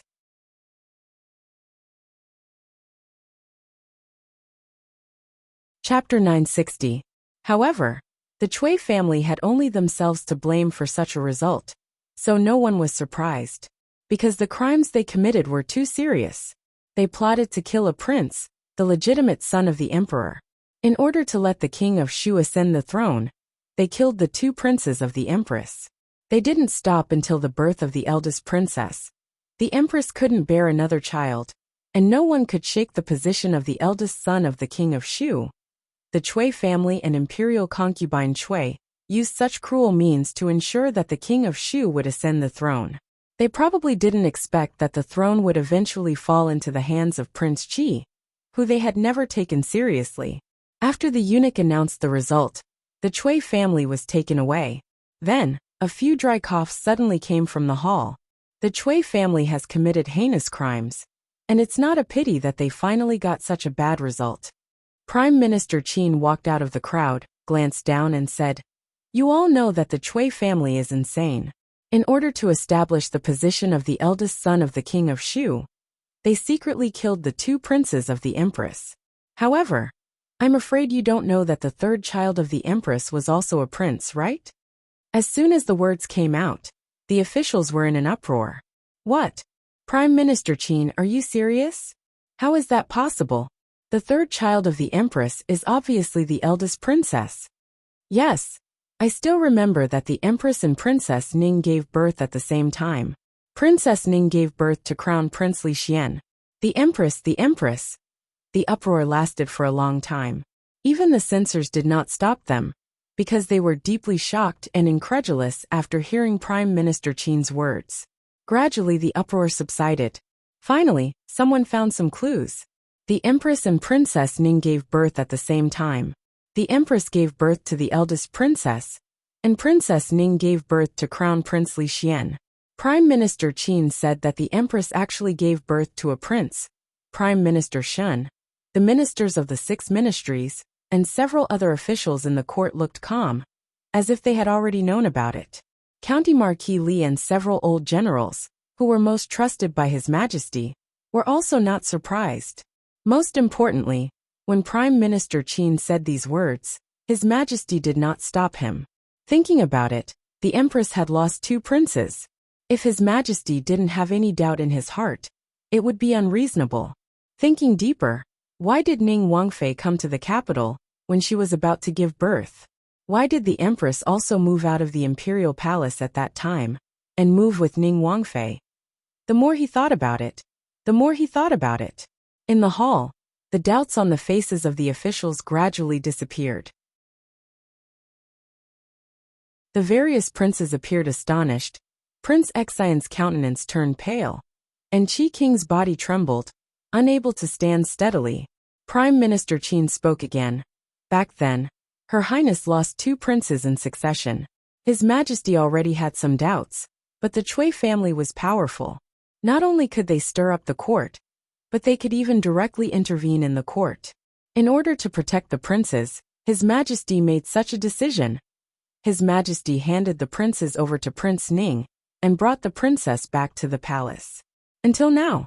Prime Minister Qin took out a box from his sleeve and said, "This is the Jade Archive that proves the identities of the two princes. If any of you don't believe me, you can come forward and verify its authenticity." Whenever a member of the royal family was born, their identity Jade Archive would be engraved at the same time they were born. If this Jade Archive was really from 20 years ago, then Crown Prince Li Xian was the princes of the first line. What Prime Minister Qin had said would naturally not be false. A few senior officials walked forward. After carefully verifying the Jade Archive, they nodded slightly and silently retreated. At this point, the officials no longer had many doubts. With the deaths of the first two princes, His Majesty grew suspicious. In order to protect the third prince, he exchanged him with Ning Wangfei's remaining daughter. Therefore, Crown Prince Li Xian was actually the legitimate son of His Majesty and Her Highness Princess Royal. It should be called Princess now. At this moment, the eunuch cleared his throat and continued, "For the past 3 years, I have been ill for a long time. Thus, all the government affairs have been decided by Emingzu. As a woman, Emingzu has been in charge of the important affairs of the court. She has been working hard day and night, and has never been tired. Therefore, I hereby grant her the title of Princess Yongla." It was not uncommon for a princess to be granted the title of princess. In the past few decades, there had been a few princesses who had been granted the title of princess due to their favoritism. Putting aside the degree of Princess Mingzhu's favoritism, she had contributed greatly to the court, the people, and the Jing kingdom. A mere title of princess was nothing at all. After reading an imperial edict, the eunuch picked up another one. With a solemn face he said loudly, "Since ancient times, the emperors have inherited the heavens and ruled the world. They must establish the crown prince and prolong the country. My legitimate son Li Xian is a heroic and extraordinary person. Following the will of the heavens, I hereby abide by the first imperial edict and submit to the public opinion. I solemnly inform the heavens and the earth, the ancestral temple, and the country to confer the title of Crown Prince, and appoint him as the Crown Prince in the East Palace."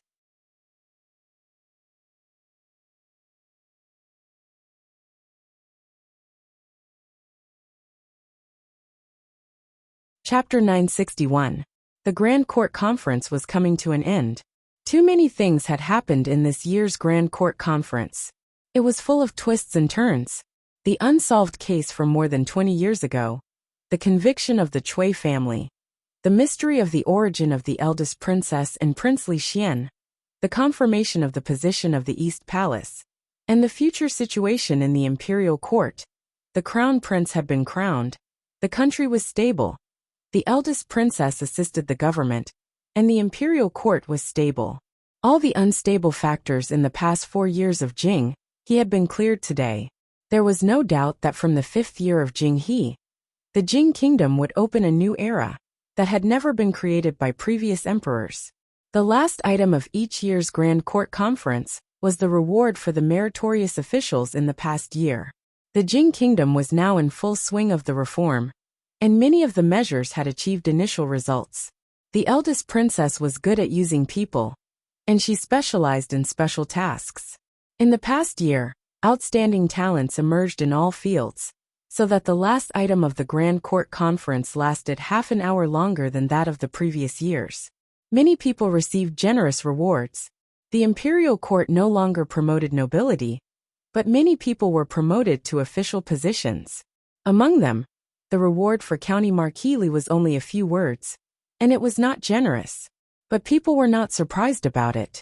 In the past year, County Marquis Li did not do anything earth-shattering as usual. That was because his actions had already seeped into all aspects. Up until now, in the imperial court, everyone knew that the Jing kingdom's current progress was mostly due to the eldest princess, and he was the person who stood behind the princess. Almost every decree and action of the princess had his shadow behind it. He had made great contributions, but he did not need to be rewarded. In terms of title, he was already a marquis at a young age. One more step was the limit that a foreign official could reach. In terms of official position, he was already a minister of the imperial court, a third-rank official. Although it was a nominal title, he had real power. In terms of relationship, he was the most favored official of the emperor. As long as the emperor was still alive, no one could touch him. The current crown prince, the future emperor, was his best friend. The officials could not imagine how close they were. The current princess, whose status was only below that of the crown prince, had always had an unclear relationship with him. Who was in front of whom? Who was behind whom? Who was at the top, and who was at the bottom? These kinds of questions, in fact, could not be said clearly. He no longer needed to raise his status through promotions. Such a person had long since become a mountain that all officials and nobles could not surpass. Li did not care about these rewards at all. In fact, he did not even remember what the eunuch had just read. Old foxes, they were all old foxes. He had thought that Li Xian would become the crown prince and then inherit the throne. Who would have thought that something like this would happen? Princess Emingzu had become Princess Emingzu again. Furthermore, she was assisted by Princess Emingzu. What was the difference between this and the past? With Li Xian's temperament, how could he sit still in that position? Even if he were to become the emperor, he would have enough authority to open the door for the Science Academy. He would definitely throw all the political affairs of the court to Emingzu. Anyway, wasn't there an imperial edict? Who was in charge and who was in charge? There was no clear boundary between them. The imperial court meeting was about to end, and only the final ceremony was left. Some of the officials clearly still held quite a bit of resentment toward County Marquis Li. This matter was originally very vague, and no one knew what His Majesty was thinking. Before the imperial court session, they didn't dare to take any rash actions. However, just because County Marquis Li had beaten up Prince Xian and accepted Prince Qi's gift, some people clearly stood on Prince Qi's side. In the end, Prince Qi lost his footing, and they fell miserably as well. Li felt depressed to begin with. Sensing the gazes from the side, he turned his head and said fiercely, "What are you looking at? If you continue looking, I'll dig out your eyeballs." That official's body trembled, and he immediately retracted his neck. After all, the other party had already become the existence with the most profound background in this dynasty. Even the princes could not afford to offend him, let alone them. After the imperial court meeting ended, most of the officials who had come from afar would also go and check on their connections, staying until after the Lantern Festival. The matter of setting up the crown prince wasn't just to be discussed in the imperial court. Such a major matter of the country should be announced to the world. Notices were pasted on the palace walls and city gates. Within a short half a day, everyone in the capital knew about it. The identity of the eldest legitimate son, the secrets of the royal family, the position of the Eastern Palace. These were all topics that the commoners were extremely interested in. Li Yi appeared to be a little dispirited. Right now, the situation was set. Li Xian was in charge, and Emingzu was in charge. There was no one in the entire Jing kingdom who could stop them from doing what they wanted to do. Without any obstacles or enemies, he seemed to have nothing else to do. He had no interest in the imperial court and did not wish to be promoted. With his business to this extent, silver was nothing more than a number to him. It wouldn't be an exaggeration to say that he was standing at the peak of his life. If he were to go further up, he might only be able to pull Li Xian down from his position and take it himself. However, this was too easy for him. He didn't consider it. By the way, he also promised Rui that he would go to the Wu Kingdom to see her little disciple, and he couldn't go alone. In the past few years, he had been really tired of staying in the capital. He would take Rui and the others to travel around and see the world. Of course, before that, he had to at least marry Zuemo in a dignified manner. And then watching. He took back what he had said just now. He still had things to do. Xiao Huan. From the morning until now, he had only eaten a bowl of porridge and was a little hungry. Li Yi habitually called Xiao Huan a few times, only to realize that Xiao Huan, Rui, and Zuemo had gone out in the morning. During the New Year festival, there were some inevitable gatherings and social engagements. In the past, it was Rui who brought Xiao Huan along. As the second madam of the Li family, Zuemo naturally had to go with them this year. Li, what's the matter? Xiao Huan didn't agree. but saw Xiaozhu running out of the room. Go and tell the kitchen to make a few dishes and bring a pot of grape wine. Okay, I'll go now. Xiaozhu responded and ran back in a hurry. Li Yi was startled and reminded her. The kitchen is outside. You're running in the wrong direction. In a clean and tidy room, a beautiful woman sat at the table, slowly flipping through the pages of a book. Sister Ruoqing. The sound of light footsteps came from the door, and the young girl knocked on the door and walked in. Ruoqing put down the book, turned to look at her and asked, "What's wrong?" Xiaozhu rolled her eyes and said, "Lili is hungry. He said he wants to eat the food cooked by Miss." Ruoqing got up and walked over, pinched her nose and said, "He wouldn't say that, it's you who wants to eat it, right?" Xiaozhu smiled embarrassedly and said, "I'm just thinking for him after all. He also likes to eat the food cooked by Sister Ruoqing." Ruoqing shook her head helplessly and said, "You go play by yourself for a while, I'll go cook." Xiaozhu smiled and nodded, watching her walk out the door. The smile on her face disappeared, and she sighed, shaking her head helplessly. "My miss is really silly. And Li is also a big idiot. It's obviously a good opportunity for the two of them to be alone, but one of them is reading in the room, and the other is sitting in the yard in a daze. These two people, when will they stop worrying about me? But if it's just eating, it seems like it's still lacking something. Yes, it's lacking grape wine. The weather is cold, and grape wine needs to be warmed before it can be drunk. The Li family has a special wine cellar." Xiaozhu jogged over, and a servant in the room immediately said, "Sister Xiaozhu, what's the matter?" In the hearts of all the servants, Miss Xiaohuan, Miss Xiaochui, and Miss Xiaozhu are all different from the other servant girls, and must be treated with respect. "That, your master wants to drink, help me get a jug of grape wine. I'll go get it right away." "Wait a minute." The servant turned around and asked in confusion, "Sister Xiaozhu, is there anything else?" Xiaozhu thought for a moment and said, "Bring a small jug of strong wine, the strongest kind."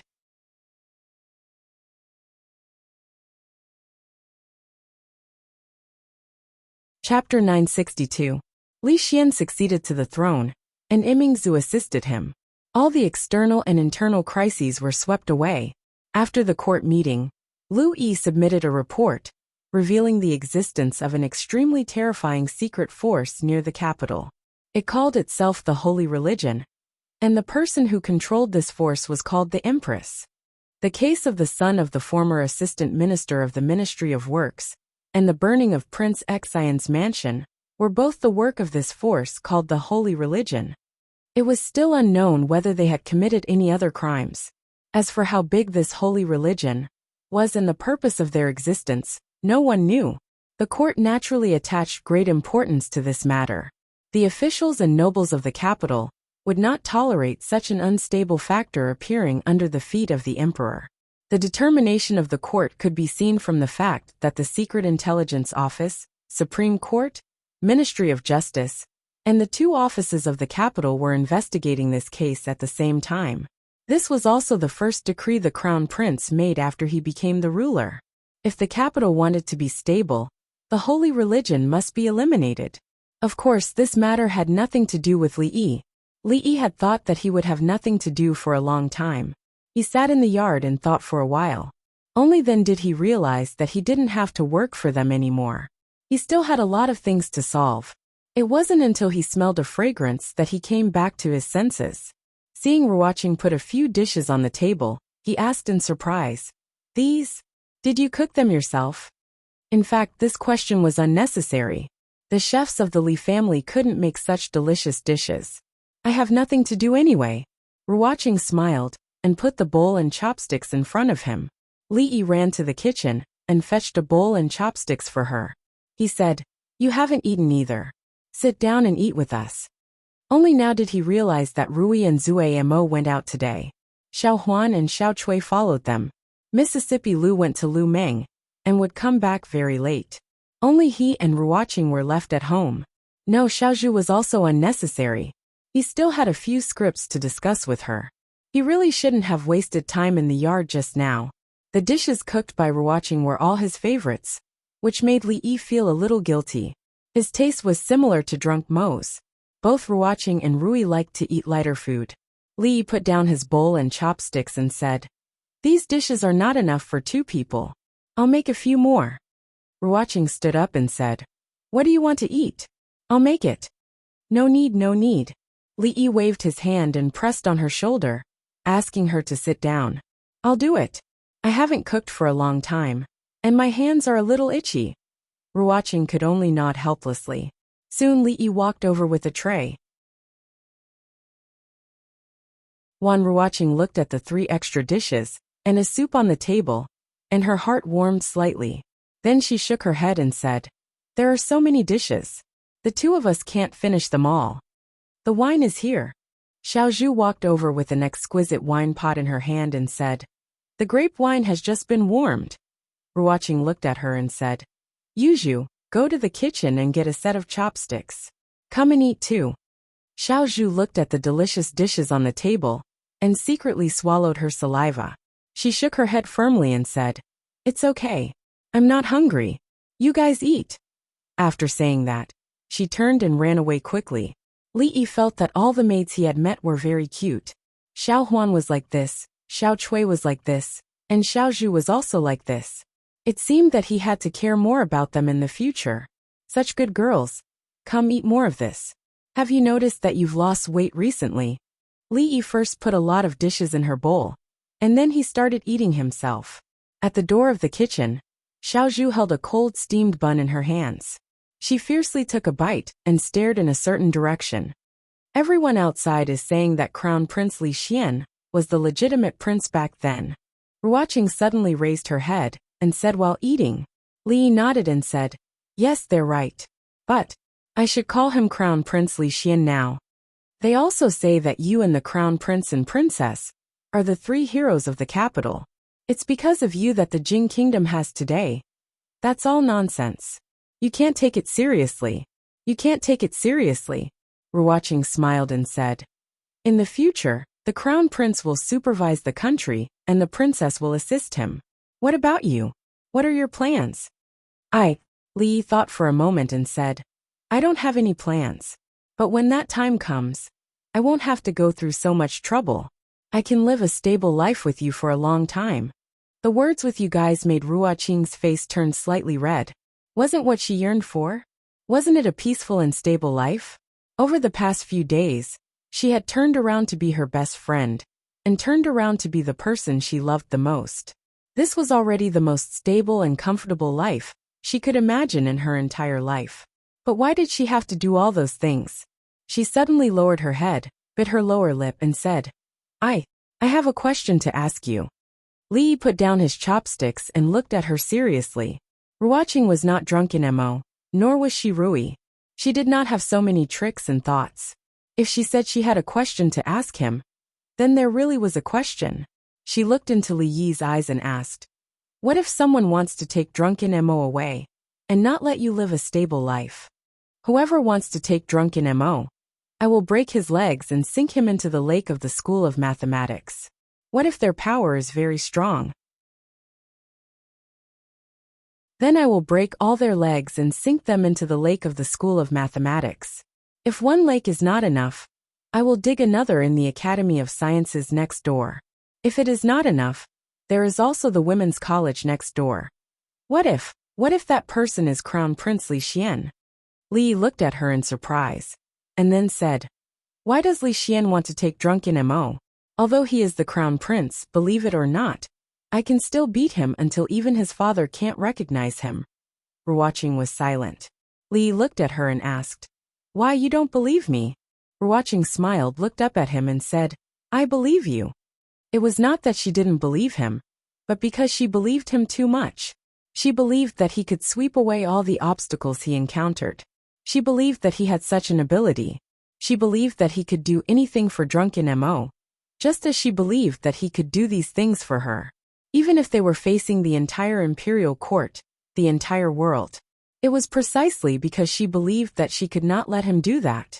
Li looked at her clenched fists, and a trace of worry appeared on his face. He asked, "What's wrong with you?" "I'm fine." Ruoqing smiled and said, "It's a pity that drunken mo is not here." If she heard these words, she would be very happy. Today, Ruoqing was a little strange. Usually, she would not say such strange things. Li Yi could see that she had something on her mind, but since she did not say it, it was useless for him to ask, so he simply did not ask. It was just that in the future, he needed to pay more attention to her. Li Yi brought the warm wine over and poured a glass for her and himself. He said, "It's cold outside. Drink a glass of wine to warm up your body. This is grape wine, so it won't be intoxicating."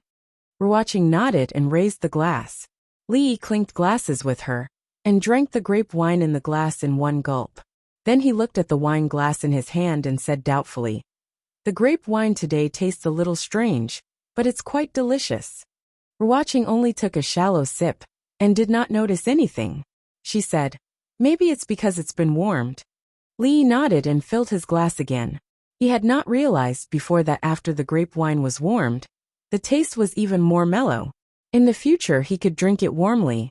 In the kitchen, Xiao Zhu finished eating the cold steamed bun and poured half a bottle of grape wine into half a jar of strong wine. She dipped her chopsticks and put it in her mouth, then smacked her lips. Half a bottle of grape wine and half a jar of strong wine tasted quite good. It not only retained the sweet taste of the grape wine, but also made the wine not so strong. This was not a strong wine that intoxicated people, but it was an intoxicating grape wine. In addition, it was not the wine that intoxicated people, but the heart that intoxicated them. There was only so much she could do for them.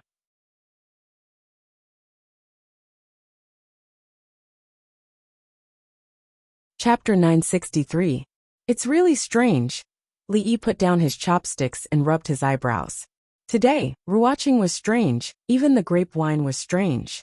Usually, he didn't feel anything after drinking a whole pot. But today, his head began to feel a little dizzy after drinking half a pot.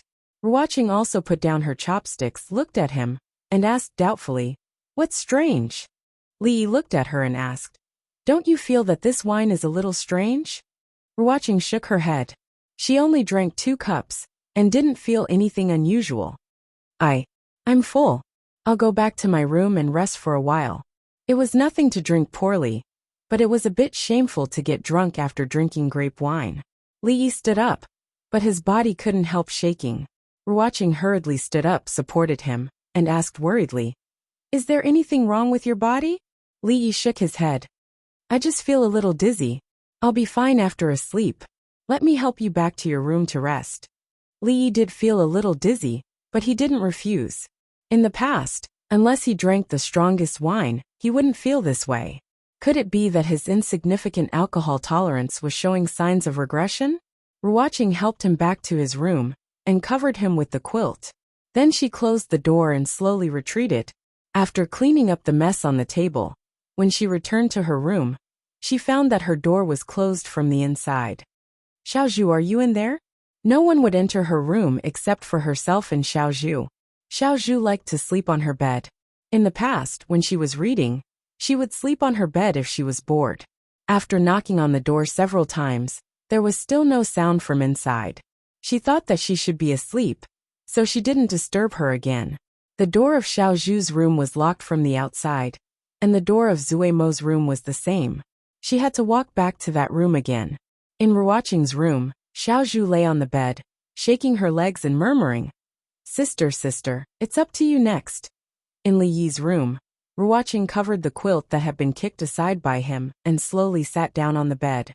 She lowered her head to look at this extremely familiar face, and her gaze did not shift for a long time. At the entrance of the mansion, the 2 servants of the Li family bowed and said, "Second Mississippi." Mississippi Lu walked into the courtyard and went straight to the kitchen. This was a separate kitchen in the courtyard. As usual, she found warm food. There were dishes and wine. She curled her lips. He didn't even know how much he could hold his liquor, yet he drank such a strong liquor. She picked it up and weighed it in her hand. There was only half of it left, enough for him to sleep until tomorrow morning. He picked up his chopsticks and picked up a few mouthfuls of food. Then he picked up the wine jar and took a gulp. His brows furrowed as he looked at the wine jar in his hand, deep in thought. It wasn't hard liquor. It tasted like grape wine, but not entirely. Surprisingly, it tasted pretty good.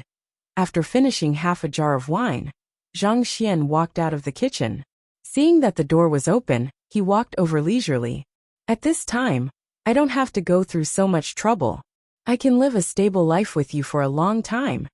In the room, Ruoqing stared at him for a long time. Thinking of what he had just said, a smile appeared on her face. She slowly reached out and touched his face. What she wanted to live was a stable life with him, Zuemo and Xiaozhu. No one or anything could be an obstacle. She gently held Li Yi's hand. At this moment, the delicate temperament on her body disappeared without a trace. She leaned down and kissed him lightly on the forehead. Then she stood up and turned around. She turned around and saw Mississippi Lu standing at the door. There was no panic or shame on her face. She walked over unhurriedly and whispered, "He's not feeling well. Let him have a good rest."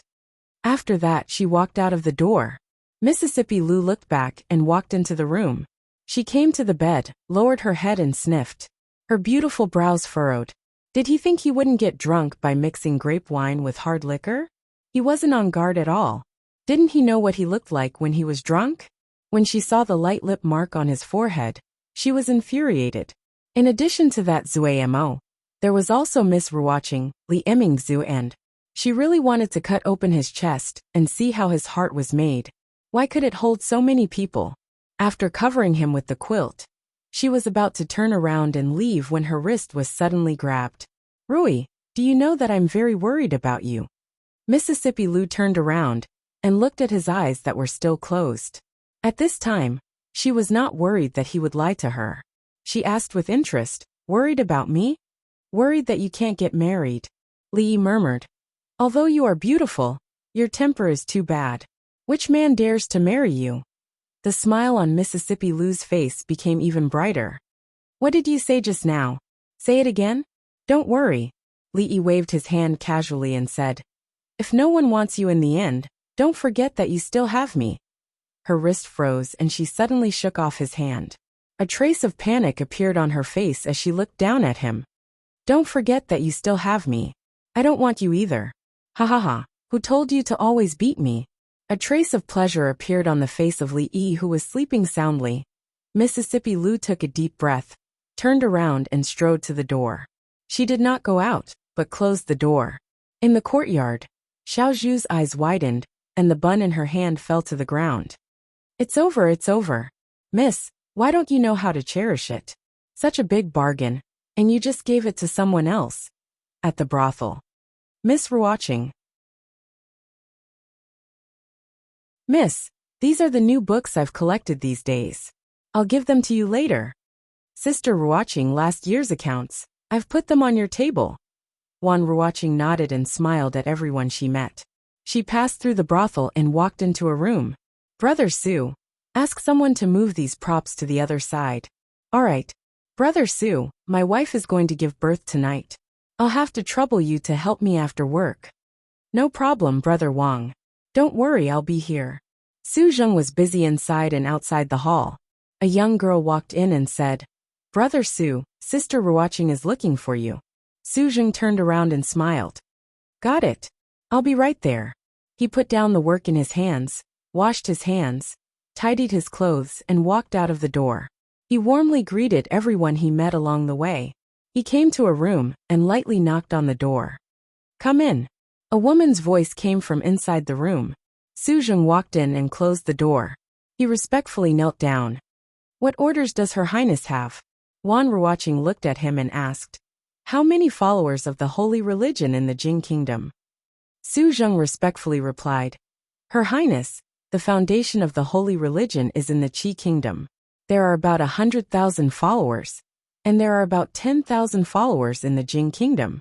Among them, there are about 300 elites who stayed in the capital to follow Her Highness. The rest are ordinary followers, and there are about 2,000 of them." "The elites of the holy religion? There are more than 300 people." "Her Highness, there are more than 300.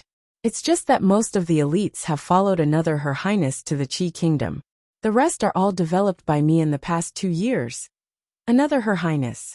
Wan Ruoqing looked at him, and thought for a moment. Then she said, "There is only one Her Highness in the holy religion." Su Zheng was stunned. After a while, he knelt on the ground and said respectfully, "There is only one Her Highness in the holy religion."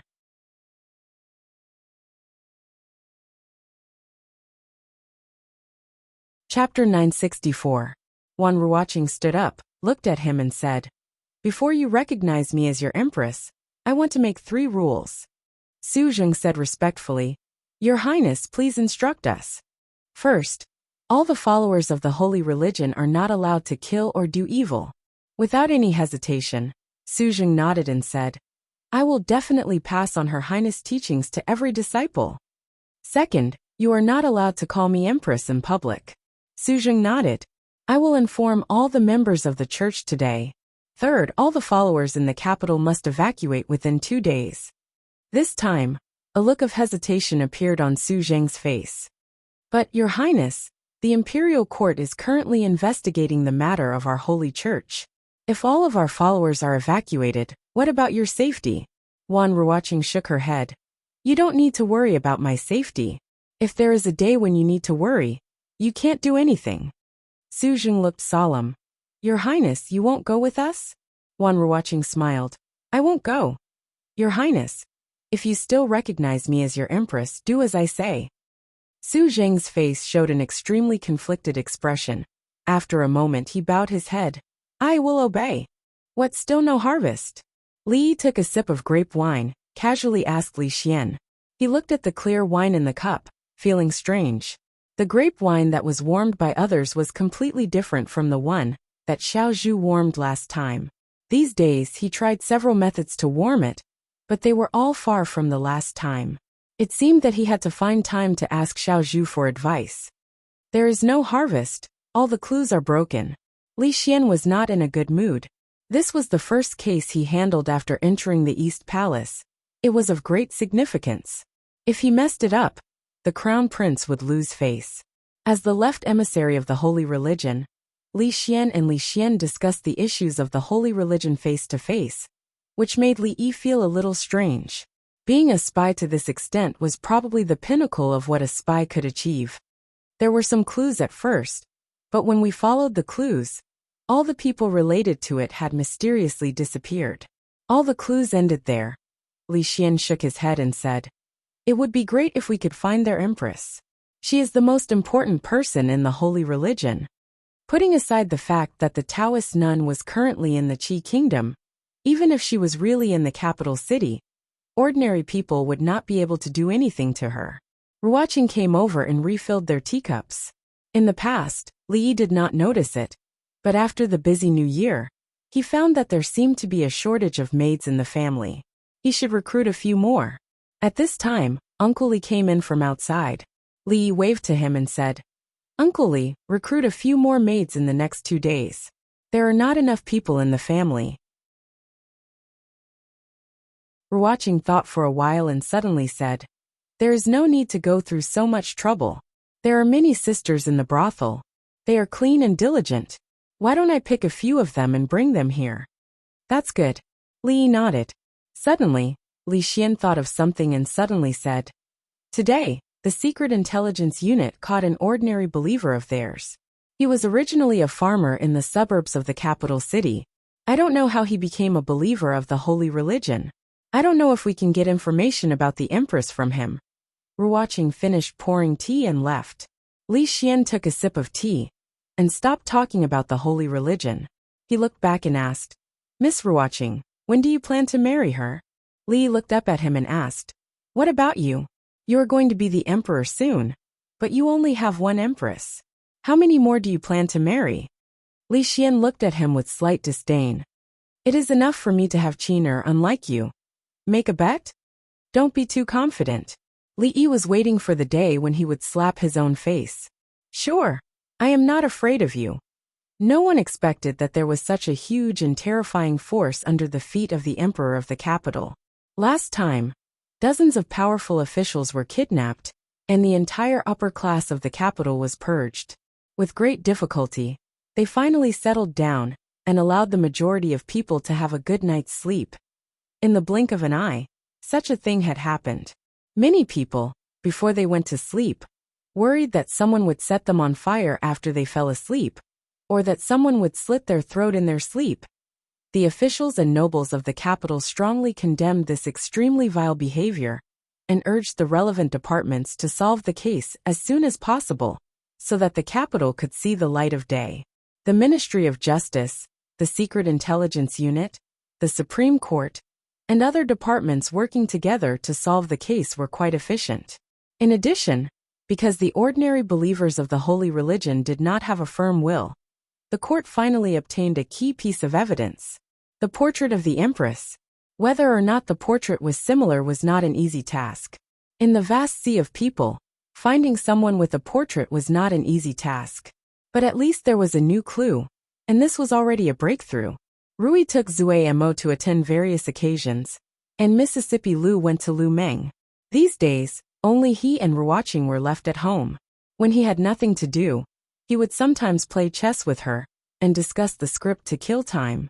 Li casually placed a chess piece down and muttered, "It's useless even if we find the portrait. That Taoist nun is now in the Qi kingdom. Even if we take 10,000 steps back and assume that she's in the Jing kingdom, we won't be able to capture her unless we send out a few grandmasters at the same time." Not necessarily. Ruoqing shook her head and said, "Maybe their empress is someone else. Besides the Taoist nun, who else was the empress? If Li Yi could get this wrong, wouldn't he have been kidnapped for nothing last time?" Ruoqing put down a chess piece and suddenly looked up at him. She said, "Actually, I have something to hide from you." Li Yi was shocked and asked, "Could it be that you and Zue Mo really?" Ruoqing looked at him seriously and said, "Actually, I am the empress they are talking about." Li Yi was relieved. It was not a big deal. He thought that Ruoqing and Zue Mo were hiding it from him. He looked at Ruoqing and said seriously, "Actually, I also have something to hide from you." Ruoqing looked at him. Li Yi looked at her and said slowly, "Actually, I am the left emissary of the holy religion. My status is only below the empress. I don't even know that you are the empress." He smiled and said, "When did you learn from Zue Mo? You also like to make this kind of joke." "I am not joking." Ruoqing shook her head and said, "The holy religion only has the right emissary, not the left emissary." Li Yi put down the chess piece that he had picked up. After a moment of shock, his face showed doubt and disbelief. He asked, "What is going on?" "I don't know either." A trace of helplessness appeared on Ruoqing's face. "I don't know either. How did I become their empress?" Li Yi finally remembered something. It was something that he had almost forgotten. It was the painting that the man in blue showed him when he was brought to Shuzhou by the Taoist nun. "So, the death of Li Jianren and the burning of Prince Xian's residence were all done by them for you?" Ruoqing nodded. Li Yi suddenly smiled and shook his head. He looked at her and said, "As the empress, you don't even know how many emissaries there are in the holy religion." He turned around and opened a cabinet in the room. He took out a jade tablet and walked over to put it on the table. "I am not joking either." He looked at Ruoqing and knelt on one knee. He said solemnly, "Azure Dragon Emissary Li Yi pays his respects to the empress."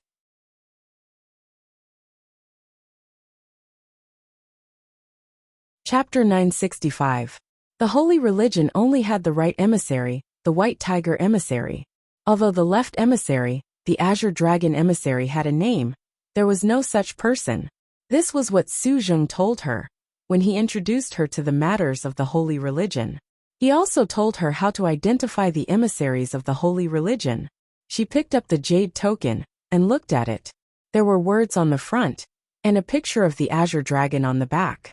There was a small dent in the middle. This was undoubtedly the token of the Azure Dragon Emissary of the holy religion.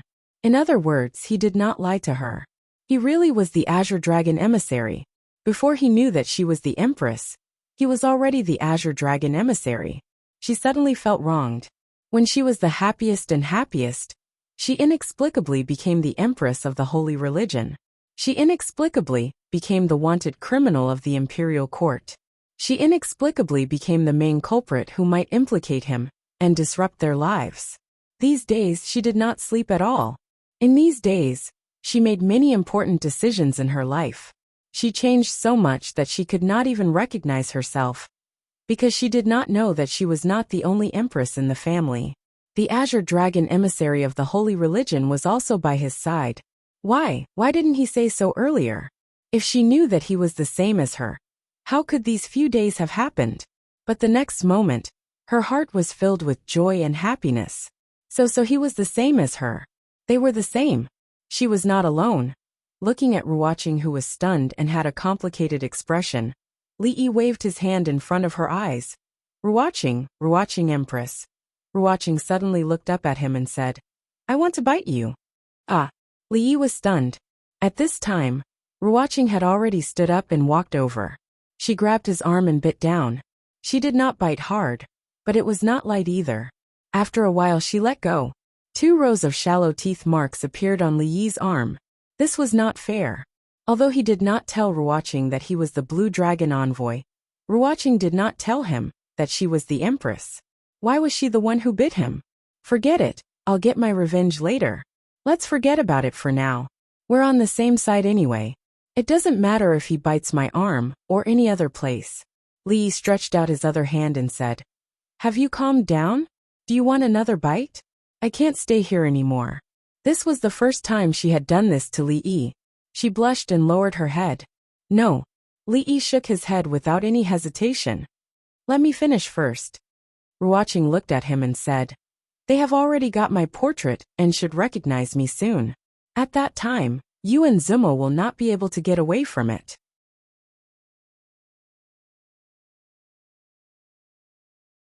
Even if His Highness the Crown Prince and the Princess believe you, there are still the civil and military officials in the court, and the nobles in the capital. So I must leave. Li Yi smiled and said, You know, the civil and military officials in the court and the nobles in the capital. I don't care about these things. I care. Ruoqing looked at him and said seriously, Believe me, I can handle this matter. How do you want me to believe you? Li Yi sighed and said, If you run far away, where can I find you? Ruoqing shook her head and said, I won't run far. How can I believe you won't run far? Li Yi shook his head. With his previous understanding of Ruoqing, in order not to affect him, she would definitely run far away. Although he was a little surprised that she told him this time, it was better to be safe than sorry. Ruoqing suddenly took a step forward and gently hugged him. She put her cheek on his chest and whispered, Because I like you. How can I bear to leave you? Li Yi's mouth opened slightly, and he was stunned in place. Was this a confession? Not counting the Tsundere Loli, this was the first time in his 2 lives that a member of the opposite sex had taken the initiative to confess. But how could this person be Ruoqing? Shouldn't this kind of trick be used by the domineering female alliance leader, or the domineering empress? Could it be that Ruoqing had successfully evolved from a passive, accepting daughter of a humble family to a domineering queen, who took the initiative to attack? Li Yi reached out and hugged her. He felt an indescribable pain in his heart. Just what kind of mental journey had she experienced in these past few days, for her to change so much? There was no response for a long time. Ruoqing raised her head, and a trace of panic appeared in her eyes. She whispered, Why aren't you saying anything? Li Yi lowered his head to look at her and said, You've said all the things I should have said. What do you want me to say? Hugged. Outside the room, a figure hiding in the bushes clenched the binoculars in his hands and whispered, Kiss, yeah. Success. Li Yi suddenly realized something. The Empress of the Holy Religion was actually Ruoqing. Together with his Blue Dragon ambassador, this holy religion belonged to his family. Ruoqing was a queen, and so was the Taoist nun. It could be considered a tie. The White Tiger ambassador was 1 level lower than him, and his side was slightly better. In this case, why did most of the followers of the holy religion listen to them? This was a bit too much. No one could rob the Li family's things, not even a guru. What belonged to him had to be taken back sooner or later. Su had coveted the Taoist nun for a long time. Judging from the frequency of his second granduncle's abuse, the next time they fought, he would definitely be able to easily teach the Taoist nun a lesson. At that time, wouldn't the great holy religion be at his fingertips? As for what he would do after he got it, that would be a matter for him after he got it.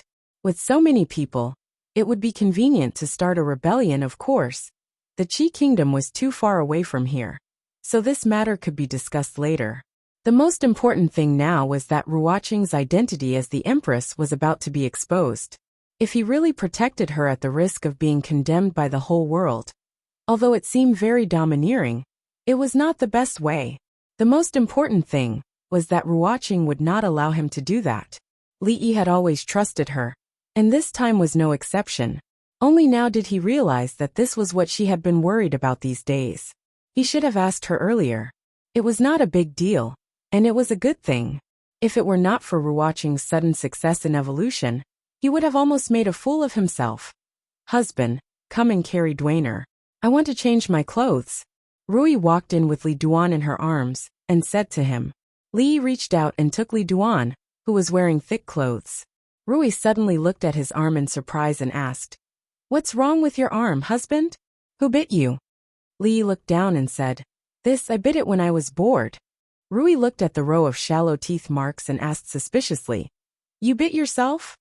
"I really did bite myself." Li picked up Li Duan with one hand and bit his other arm. He said, "Like this, the matter of holy religion was not over yet, so it was better not to complicate things at this time." Li walked out of the door and rubbed his arm. When he bit just now, he had used a little too much force.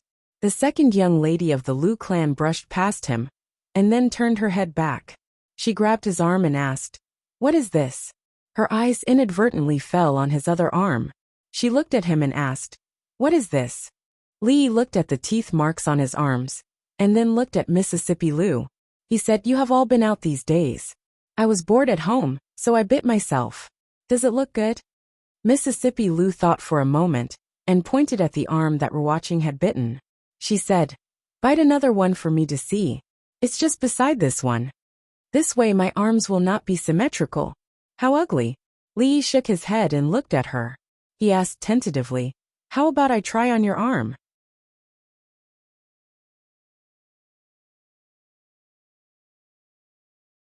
Chapter 966.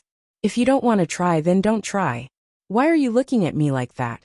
When she was young, she often left bite marks on her wrist, and then used a ballpoint pen to draw on the hands to make it look like a wristwatch. It was normal for her to bite herself. Ignoring the second miss, he walked back to his room, and saw Xiaozhu and Xiao Cui playing in the yard. Li stopped. After some thought, he waved her over. "Xiaozhu, come here. I want to ask you something." A government office somewhere in the capital. Several officials in charge of the holy religion case were gathered together. They looked at a portrait spread on the table, frowning. Li Xian walked in from outside. He glanced at everyone and asked, "What did you see? Tell me." This case had been dragged on for a long time. It had used up what little patience he had.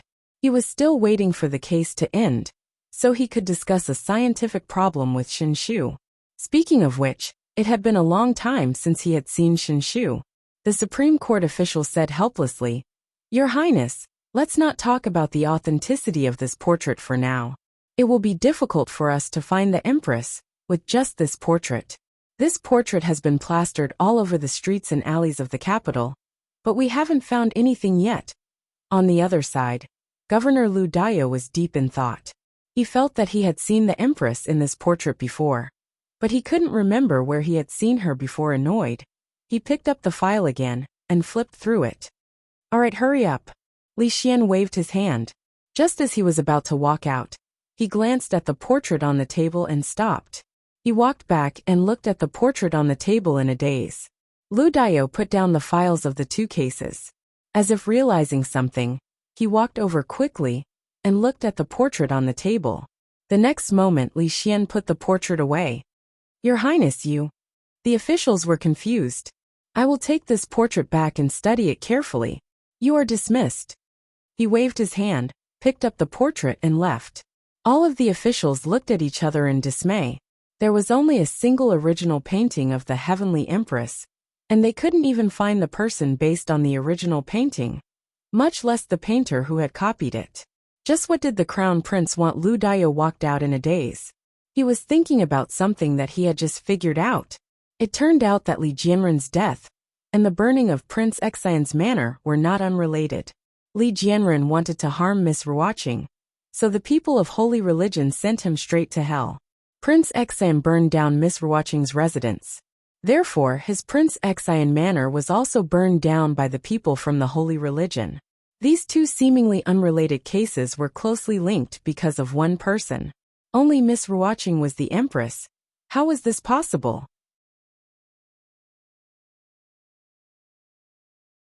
Li Yi took a sip of wine and decided to promote Xiaozhu to be his personal wine warmer in the future. The grape wine that she warmed tasted different from others. It was at this moment that the slightly absent-minded Li Xian walked in from outside. Li Yi poured him a cup of wine and said, "What's wrong? Isn't Emmings the one handling the matters of the court? Why do you look so glum?" After Li Xian sat down, he sighed and handed the portrait to him. Li Yi opened the portrait and stood up abruptly, glaring at him and saying loudly, "Speak. Why is Ruoqing's portrait with you? You already have the crown prince's consort and Xinshu. Could it be that you still have designs on her? Are you still human?" The drawing skills of this portrait were not very good, and ordinary people might not be able to recognize it. However, how could he not recognize it after spending so much time with Ruoqing? "Xinshu." Li Xian was startled. "That's not important." Li Yi waved his hand. "Why do you have Ruoqing's portrait?" Li Xian shook his head and looked at him saying, "This portrait is of the Empress of the Holy Religion." Li Yi looked at the portrait again and asked, "Did you take the wrong one? There are people who look so similar in this world." At this moment, Fang hurriedly ran in from outside and said anxiously, "Son-in-law, bad news. Miss Ruoqing has disappeared." Li Yi was startled. Although Ruoqing did not tell him her plan, he did not need to worry about Ruoqing leaving. Pretending to be surprised, he asked, "What happened?" The people who were protecting Miss Ruoqing were all knocked unconscious. When they woke up, Miss Ruoqing had disappeared. Fang anxiously said, "Son-in-law, don't worry. I have already sent people to look for her." Li, bad news. Xiaozhu frantically ran out from Ruoqing's room and handed a letter to Li Yi. Wiping away her tears, she said with a sobbing voice, Miss has left." Li Yi opened the letter. In the letter, she explained in detail how she became the empress. Although this was not her original intention, in order to not implicate him and the Li family, the best way was for her to leave. Li Yi put down the letter and slowly sat down.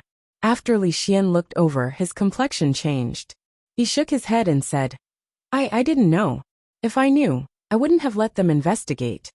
Xiaozhu hugged Li Yi's arm and said with a sobbing voice, "Li, what do we do? What do we do now?" A servant of the Li family came over and said in a low voice, "Marquis, a lord from the Ministry of Justice has come to visit." Li Yi waved his hand. "Let him in." "Greetings to your highness, greetings to Lord Li." An official from the Ministry of Justice came in and respectfully bowed. Li Xian was annoyed. He glanced at him and asked, "What's the matter?" The official looked up and said in a low voice, "Your Highness, our people have just found the identity of the woman in the portrait. However, the Empress and County Marquis Li." "What do you mean?" Li Xian said coldly with a sullen face. "What are you people from the Ministry of Justice doing? If he says it's the Empress, then it's the Empress. Can't you use your brain to think about it? Go back and investigate it seriously."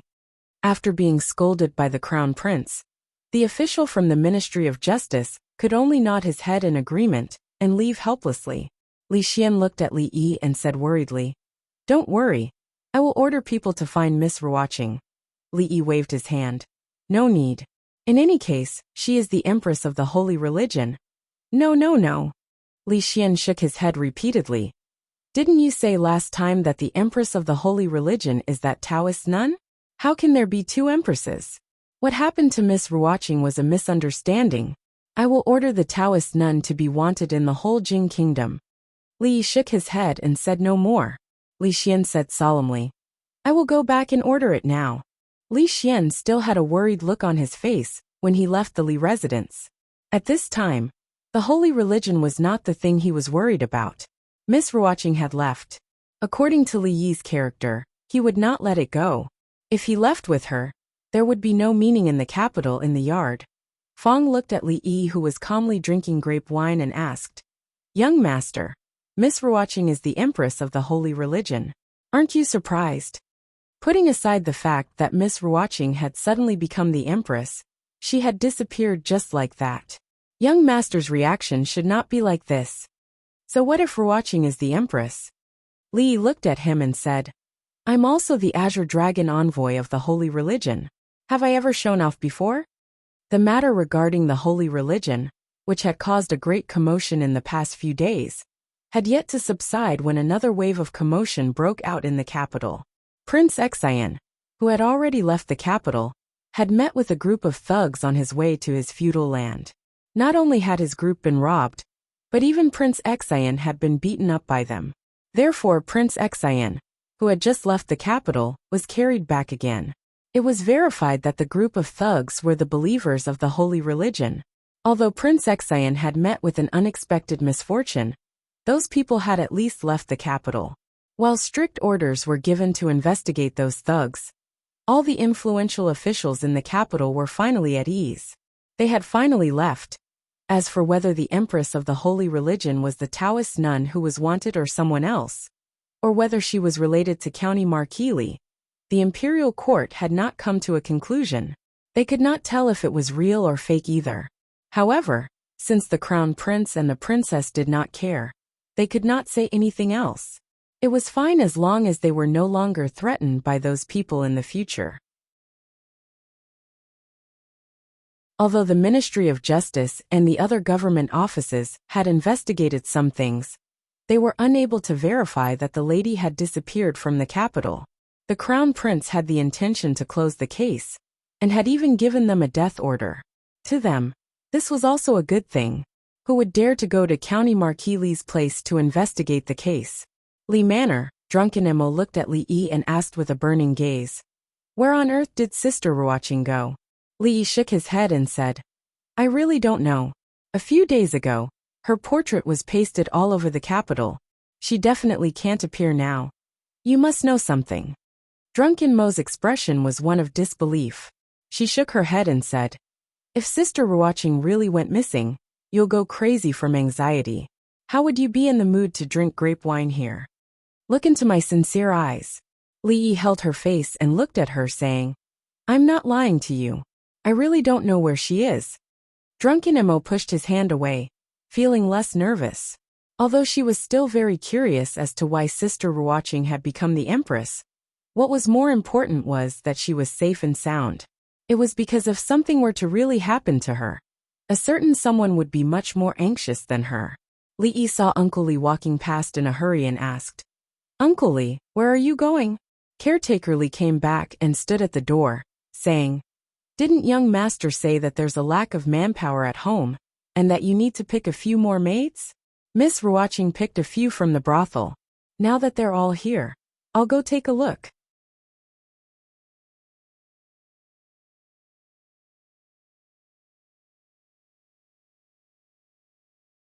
The worry on his face deepened. Emmingzi turned to look at him and asked, "How is it not normal? Miss Ruoqing has disappeared for 3 whole days." Li Xian counted with his fingers and looked at Li Yi. How can he be so calm, and still have the mood to sit there and roast meat, and still have the mood to feed Shanning? Is this not good? Emmingzi looked at him and asked, "Do you want him to be depressed?" Li Xian shook his head and said, "Have you heard of an old saying?" "What old saying?"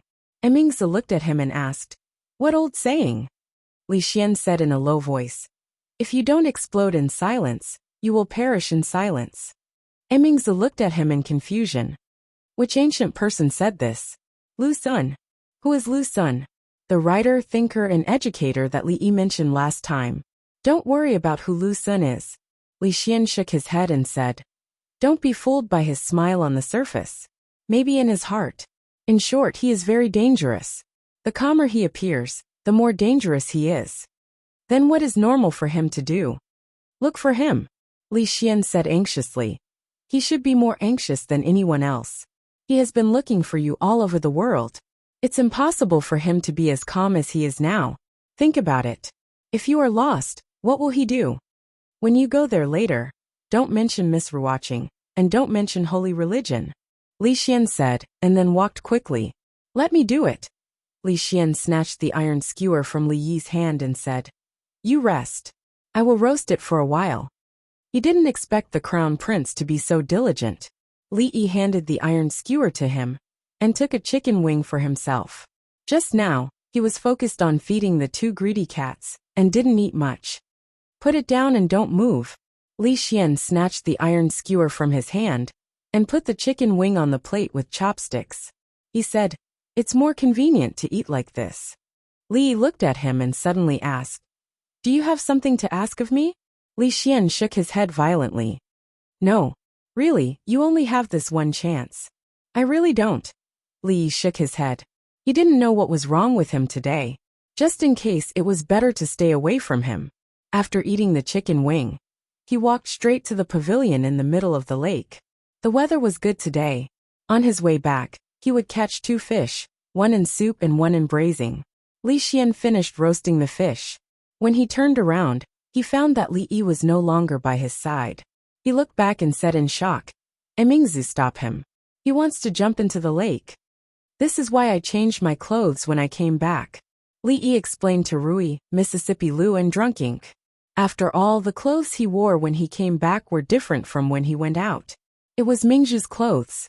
It would indeed cause a big misunderstanding. Those who didn't know better would think that he had done something dirty.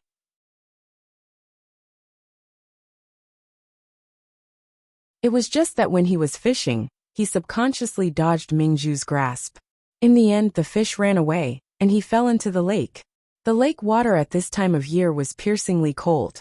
If it weren't for Mingzhu bringing him a new set of clothes from the women's college next door, he would probably be frozen sick today. Of course, many of her clothes were gender neutral, so he didn't look so out of place when he wore them. Although he had changed his clothes, he still looked a little disheveled. Rui helped him take off his coat and said, I've asked Xiao Huan to boil the water. Husband, go take a hot bath first. The lake water was dirty. It was time for a good bath. Although he was wearing Mingzhu's clothes on the outside, his underwear was still wet. Soaking comfortably in the bathtub, the water vapor rose. Li closed his eyes, and the remaining chill immediately disappeared. The door creaked and slowly closed. Someone added hot water to the bathtub. Li said, Help me massage my shoulders. The figure who was about to walk out of the door stopped in his tracks. Not long after, a pair of soft hands were placed on his shoulders. The hands moved slowly on his shoulders. At a certain moment, Li said, Xiao Huan, you don't need to massage here. Just massage the previous place. I don't know where Miss Xiao Huan used to massage before. Hearing the voice behind him, Li opened his eyes and turned his head.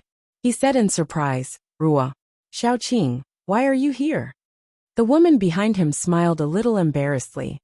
Dwainer was making a fuss. Xiao Huan went to comfort him, and asked me to come and add water for her.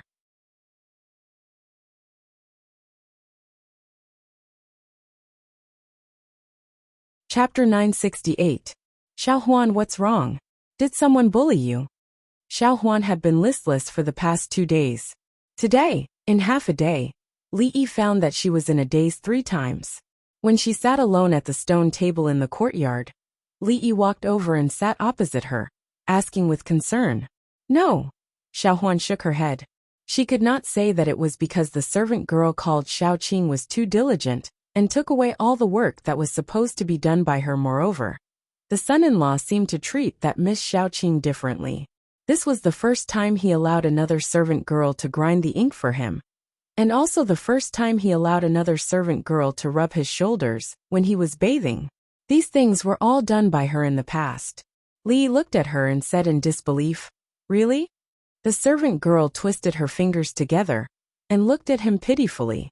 She asked, Son-in-law, do you not like Xiao Huan anymore? Li did not know what the servant girl was thinking. Surprised, he got up and sat beside her. Pinching her face, he asked, Who said that? Who said son-in-law doesn't like Xiao Huan?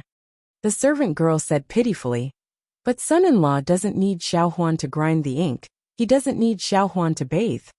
Li then knew that she was actually jealous of Rewatching. Ruoqing's identity as the Empress of Heaven had already been exposed. Although Li Xian did not let those people investigate further, but if she appeared in the capital with her original appearance, there would still be some trouble. So she ordered most of the followers of the holy religion to leave the capital, creating the illusion that the Empress of Heaven had already left the capital. Then, she disguised herself as a servant girl and came back without anyone knowing. Not to mention the other things of the holy religion, but the level of disguise, Li Yi himself had a deep understanding. With a mask on, even one's own parents would not be able to recognize it. Of course, he couldn't be more familiar with Ruoqing. This familiarity didn't just come from her face. On the first day he entered the mansion, he had recognized her at first sight. Knowing that she was Ruoqing, she naturally could not treat her like an ordinary servant girl. So she specially arranged for her to stay by her side, and arranged a room for her alone. Who would have thought that such a little difference would actually be discovered by Xiao Huan? Li pulled her over and asked with a smile, "Are you jealous of little Qing?" The little maid sniffled. "Of course not." Li leaned close to her ear and whispered a few words. Xiao Huan's eyes suddenly widened. She said in disbelief, "How is this possible? How could Xiao Qing be? Have you forgotten that the son-in-law also has a mask like that?" Xiao Huan was startled.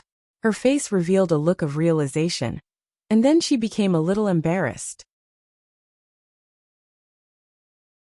If little Qing was Miss Ruoqing, then it wouldn't be a problem. Why would it be a problem if it was Miss Ruoqing? Even she couldn't understand it herself. If he didn't explain it clearly to Xiao Huan, who knew what she would think? The Li family was so big, and there were so many people. This matter, Li didn't even have the time to tell Rui. If he showed any abnormalities, Ruoqing's efforts would be in vain. "Second madam, what's the matter?" The new servant girl of the Li family walked into a room and asked the woman in the room. Drunk Ink looked up at her and said, "It's nothing much.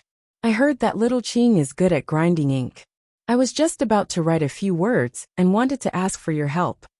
Little Qing walked to the desk and said with a faint smile, "This is what I should do." There were not only the two of them in the room.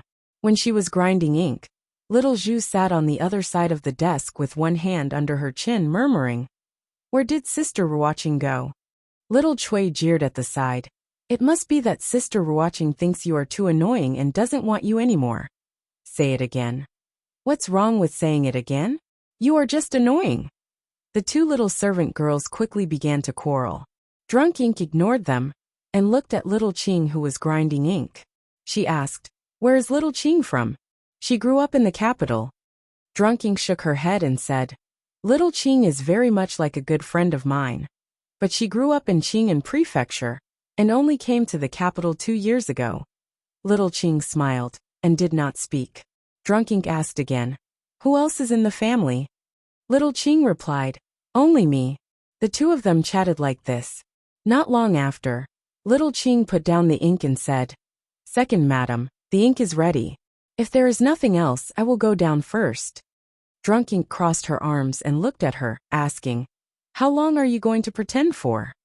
Little Qing looked surprised and asked, "Second madam, what are you talking about?" Drunk Ink suddenly hugged her and put her hands on her chest. "This is the feeling. Do you still want to pretend?" Ruoqing's face was red and she hurriedly said, "Drunk Ink, what are you doing? Let go of me." At this moment, her voice was very different from before. "Not calling me second madam now?" Drunk Ink looked at her with a proud expression and said, "Little Cui, close the door." Hearing the young Mrs. order, little Cui immediately ran over and closed the door. Ruoqing's expression finally became flustered and she hurriedly said, "Drunk Ink, what are you going to do? Don't do anything stupid." Drunk Ink looked at her and snorted, "You even dare to lie to me. Of course you will be punished according to the family rules." Hearing the words family rules, Ruoqing's face became even redder. She looked at little Zhu and said anxiously, "Zhu, come help me." Little Zhu rolled up her sleeves and ran over, asking excitedly, "Sister Drunk Ink, how do you want me to help you?" Ever since Li Duan could walk steadily, he liked to walk, and Rui did not have to watch him all the time. Now it was approaching the Lantern Festival. For the Li family, the most important day of this month was not the Lantern Festival, but the happy event of welcoming Drunk Ink into the family at the end of the month. Rui handed over a booklet and said, "This is the guest list written by Old Madam. Husband, take a look and see if anyone is missing. It's time to have someone write an invitation. Old Madam is familiar with this kind of thing. I don't think she will miss anyone." Li looked at it and put it aside. Rui looked at him and asked again, "Miss Ruoqing is gone. Husband, are you really not going to look for her?" Li was actually about to tell her about this matter, but he did not expect Rui to speak first. He said awkwardly, "You may not know, but actually, little Qing is Miss Ruoqing." Unlike what Li had imagined, Rui's face did not show much surprise. She looked at Li and said with a smile, "I thought husband would hide this matter from me for a few more days." Li said in surprise, "Wife, you know all about it. There are many ways to tell a person apart from their appearance, figure, behavior, aura." Rui looked at him and said, "Judging people by their appearance is the worst way." Li explained, "Ruoqing's identity is special. If others know, it will be troublesome." "I don't blame husband. I know all this." Rui leaned on his shoulder and asked softly, "But I don't know how many good sisters I have." Li said in surprise, "Wife, don't you only have one sister, Rui? Including Xiaohuan, there are only two." Rui shook her head and said, "Other than Rui and Xiaohuan, there are also Sister Zumo, Sister Ruoqing, Sister Emingzu, and Sister Lin from the Qi Kingdom. It depends on husband whether there are any Sister Lin." Li shuddered. He thought that spring was coming, but at this moment, he felt that the weather was getting colder and colder. The weather was getting colder. Keep warm and avoid catching a cold.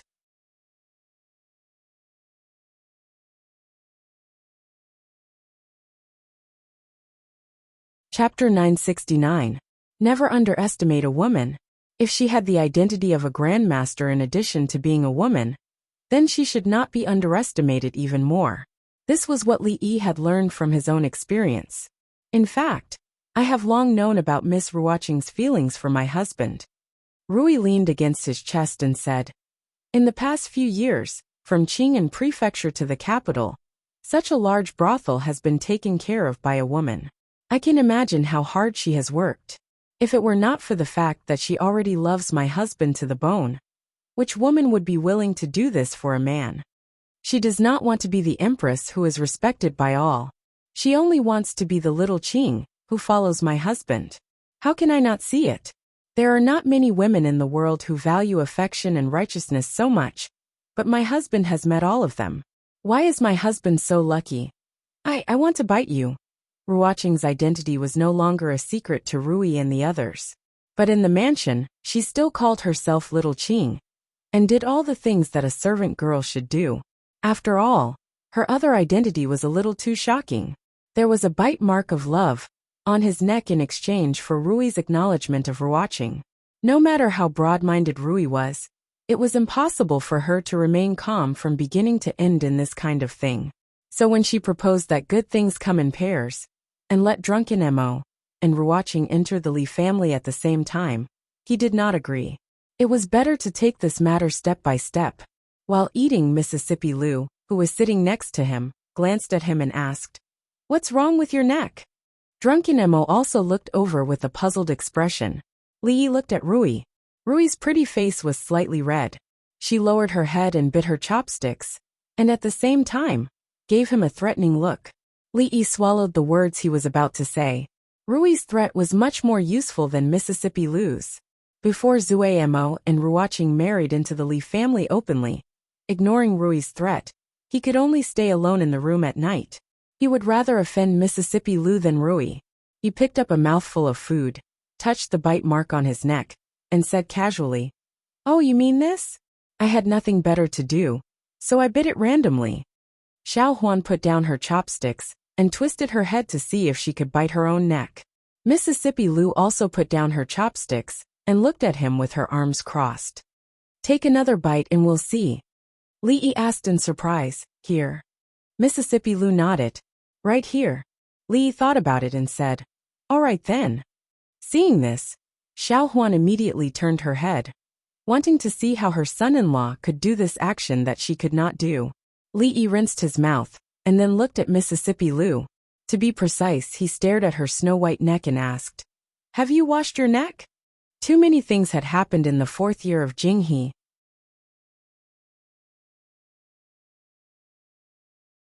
The fall of the Cui family, the loss of power of the king of Shu, and a large number of forces in the capital had suffered a bloody purge. Some families fell and others stood up. The current situation in the capital, and even in the Jing kingdom, had been very stable. The people's hearts and the imperial court had stabilized. Although Li Xian had just succeeded the throne, he had a high reputation in the imperial court. With Mingzhu's assistance, he could easily stabilize the general situation. From the moment they stepped here, the turbulent capital began to calm down. After observing for several days, Li Xian finally confirmed that the incident did not seem to have much effect on Li Yi. Not only that, the entire Li family seemed to be exactly the same as before. Even the servant girl called Xiaozhu did not seem to feel anything about her mistress's departure. When she brought the wine over, she was smiling like a flower. This made him feel relieved but also puzzled. Based on his understanding of Li Yi, he could not be so calm at this time. Li Xian looked at him and asked suspiciously, "Did you hide Miss Watching?" Li Yi drank a cup of warm grape wine and shook his head. "No." Li Xian looked at the servant girl who was pouring wine for Li Yi and suddenly said in surprise, "Your servant girl looks unfamiliar. Is she new?" He waved his hand and said, "Don't just look at the marquee. I've run out of wine, why don't you pour it?" "Pour what?" Li Yi slapped the table and glared at him.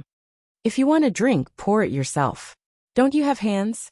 Li Xian looked at him in a daze, and then looked at the servant girl standing to the side. A thoughtful expression appeared on his face. After a moment he stared at Li Yi.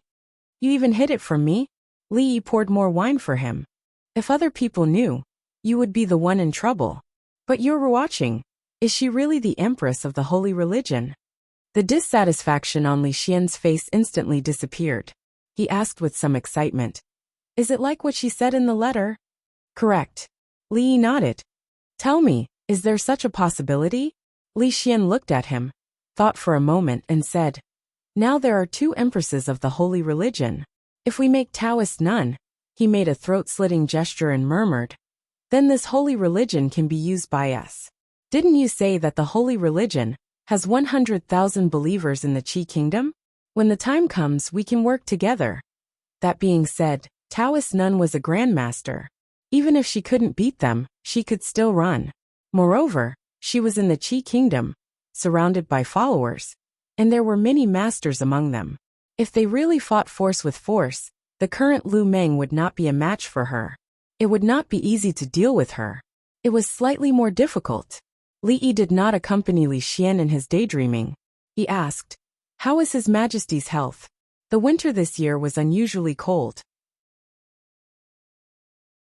The weather had been good for a few days, but it became gloomy again. It would not warm up before the Lantern Festival. In the past, when the weather was good, he could occasionally go to the palace to get a free meal. Now it had been a long time since he was summoned. Li Xian drank up the wine in his cup, shook his head and said, "Father now spends more time in sleep than when he is awake." The old emperor's illness worsened with the seasons, and it was getting worse year by year. This winter was long and cold, and there was no sign of it warming up. He, Li Xian, and Imingzu had tried to avoid this topic. What did the imperial doctor say? If he can survive this winter, there may be some relief, but if...